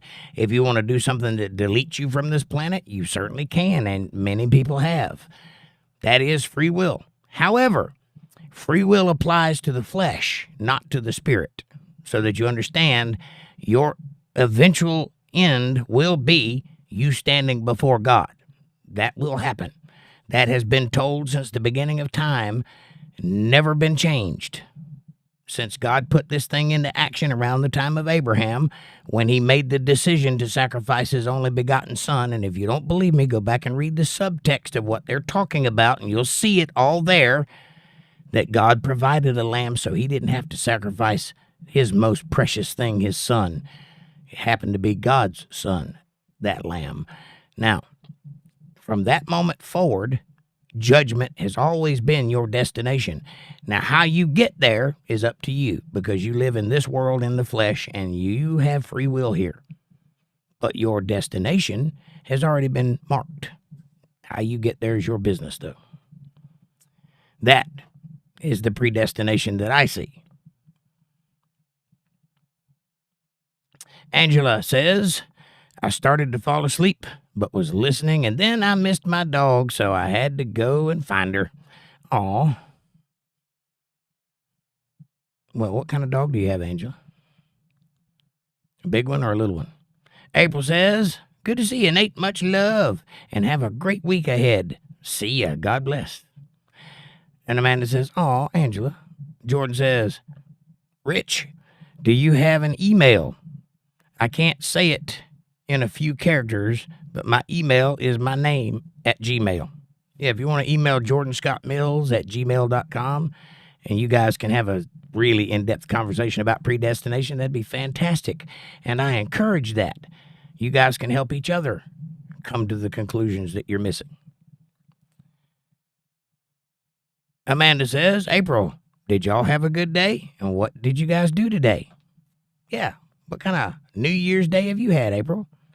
Jordan says, good night, Nate. Sorry I missed you, bud. And April says, message retracted. Must have been really good. Amanda says, LOL, you're a slacker. I thought you had already mailed it out. Yes. Let me know so I can keep an eye out for it. Well, I'm glad y'all had a good day. Ah, that's why it was retracted. I see. Jordan says, yes, thank you. Literally, he says it. He is the beginning and the end. That's predestination. He is not watching a TV program from another god. It's his, so why would he not have a say? Well, he did have a say when he set it all in motion. But he did give the flesh part of us free will. And on this earth, you can make whatever decision you want, I promise. Now, there are a subset of people on this earth that the Bible talks about that have a destination, and that also is predestination. But as far as your flesh is concerned, you have free will. Your spirit may not. Rich says, Angela, so you can't believe in reincarnation and heaven at the same time? No, I don't think that's what she meant. Yeah. Well, if you believe in reincarnation, you have to believe in heaven because spirits have to go somewhere. Jordan says, again, though, proving my point, all these questions do is divide our brothers and hurt our brains. There is a reason God told us not to look. Well, he didn't tell us not to look. He had told us to avoid vain imaginations. It's not vain to understand the Word of God or the will of God. And if those answers are written in the Bible, then they are most certainly for you to know. And that doesn't hurt your brain at all. Doesn't hurt mine anyway. It expands mine.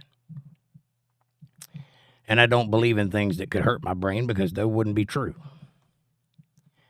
But I understand what you're saying, and absolutely will not stop you from getting into heaven if you question these things. It's not a salvation issue, so it's really not important. It is what men do, though. We haggle over little things. And the Bible does say not to do that too much. Rich says, Christians believe that heaven is a place of glory, so there's no need to return to earth to endure the pain of insecurities of life. Well, actually, the Bible says that you must be born from above once. It does not say you can only do it once or that you can't do it more than once. It just says that you have to do it at least once. It doesn't say at least. It says you have to be born from above. But it does not tell you a number.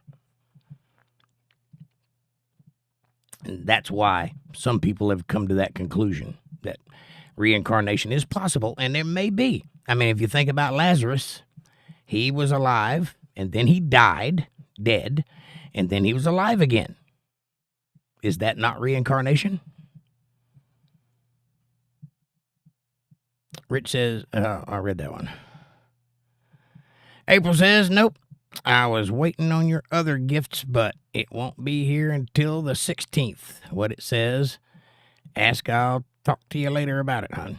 Okie dokie. Void Adventure says, which is why matter can't be created or destroyed. If we destroy matter, we destroy our own universe. So says science. I've destroyed a few matter-of-factly things, but I do think that energy cannot be destroyed. Matter can be, but energy cannot be, because it reconstitutes into another form of energy. And Nate says, good to see you also, April. Also, Jordan. I read that one. You guys? I read that one. Okay. Amanda says, okay, April. And Amanda says, hi, Void. And April says, good to see you too, loves. And Void says, matter can't be created or destroyed because only God can do so. Boom, science has proved the Bible correct. Well, I agree with that. And science does not like that that's the fact, but that is the fact. They cannot escape from, well, how did it all start? That's the question they can't answer. Jordan says, that's actually not true, Void. That's a misnomer. Energy can't be destroyed. Matter can just look up antimatter, annihilation. It's super cool, actually. Yes, well, matter can be destroyed. Anything physical can be destroyed, but the energy that causes it to exist cannot be. Energy is infinite. It stays there regardless. It reconstitutes in another form. If you destroy one form of energy, it becomes another form of energy. You can't destroy it. Spooky entanglement and all of that. But it is super cool, matter and antimatter. Void says, hi. Hey, Void. April says, hi, Void. How are you? And Void says, I'm doing bad, actually. I just got fired, but I'm looking for a job now. Well, Void, maybe it was a good thing. Maybe you needed a new job. I hope that you get one soon, though. Keep looking. Don't give up. You can do it. I have faith in you. Amanda says, oh, no, Void. And April says, Happy New Year. Happy New Year, Jake. Happy New Year, April. How are you? How's Kevin? And I'm sorry to hear that, Void, says April.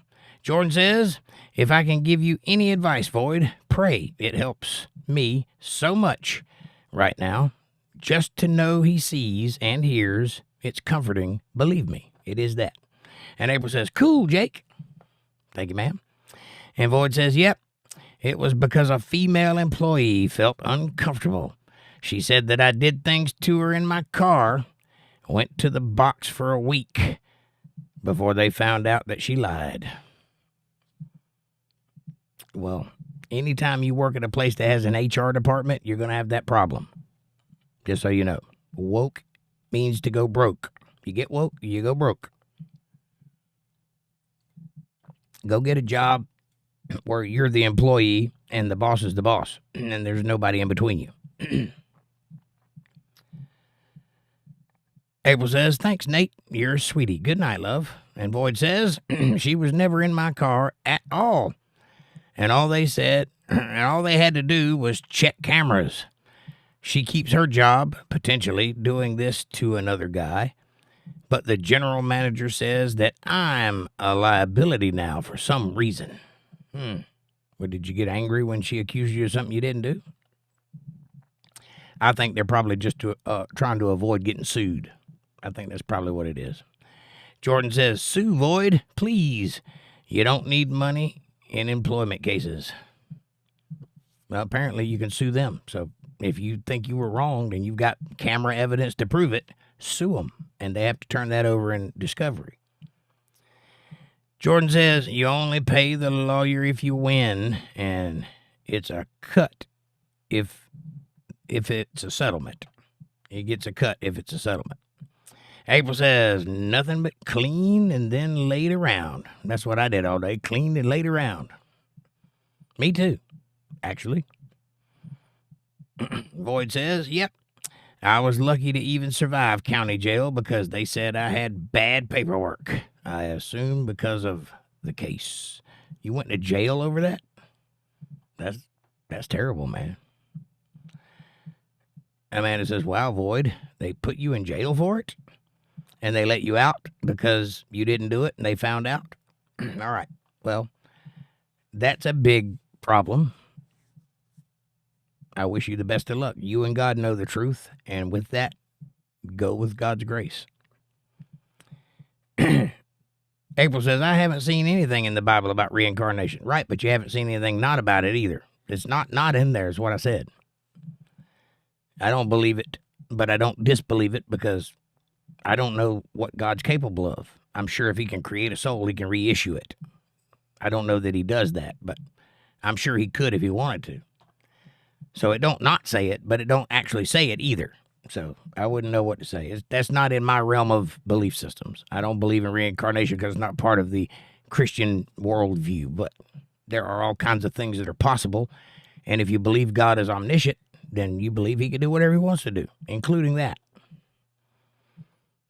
Void says, yes, because she had her friends say that they witnessed it, and she was a minor as well. It's getting worse, Void. I'd stop while I was ahead, buddy.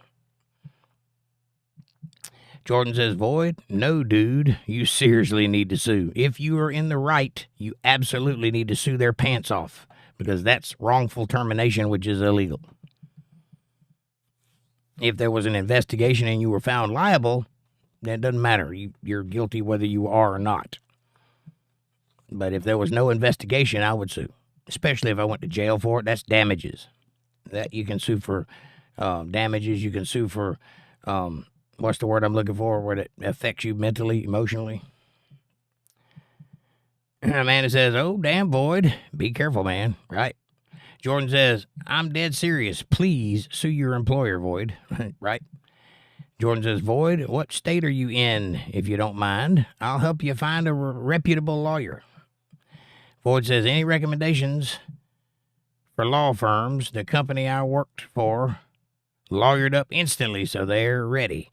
I just don't want them to be ready for what's coming. Well, if you're in Pennsylvania, I would go down to the local municipality, whatever it is, and I'd go to a law library and find out what you can find out. And then I would hire a lawyer, and that way you would know what he's saying when he's saying what he's saying to you. Void says, I'm in Pennsylvania. Jordan says, give me 15 minutes, Void. Email me to maintain contact. It's my name plus Gmail. So that's jordanscottmills@gmail.com. So email him, and that way he'll give you some information. Amanda says, I just searched civil attorneys in your area, Void. Most of them have fee consultations. Rich S says, that's only for personal injury cases. Civil suits like that require retainers usually. I don't know. I try to stay out of that situation, and I don't call the law because I try to handle it myself. But sometimes you need the law. It's not a good system. All right. I made it to the bottom of the chat. I'm going to bed now because I got to get up early and go to work, and I got to pee. So that's not a good combination. Have a great night. God bless each and every one of you. I hope you have a great 2025 starting today. It's the first. And every day hereafter be wonderful for you. I hope so. And I hope you grow by leaps and bounds. And I hope the channel does too. So if you haven't and you'd like to help out, contribute by Cash App or PayPal or by Super Chat. Either way you want to do it, I'd appreciate that. And if you have a great night, you'll wake up happy in the morning. So do that. Jordan says,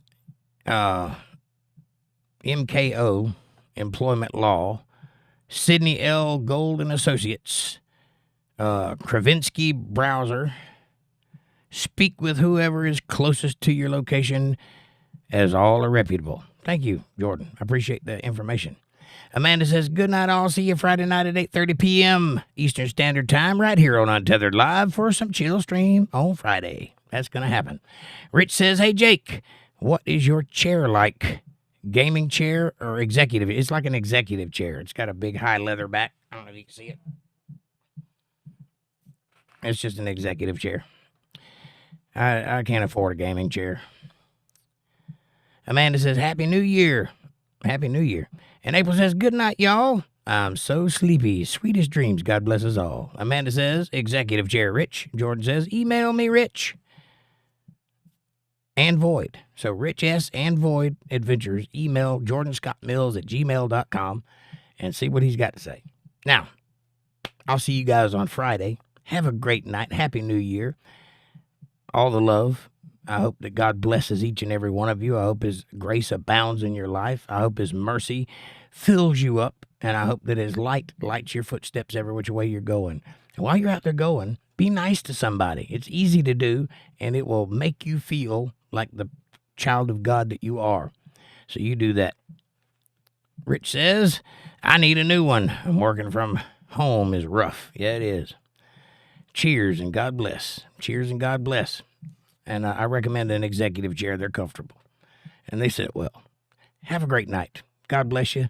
Thank you, everybody, for the super chats, and thank you for the conversation. I enjoyed every minute of it. Thank you for being here. Dana, we love you. Jordan, we love you. Rich, April, Amanda, everybody, I love you. See you tomorrow. See you Friday. Thanks for watching.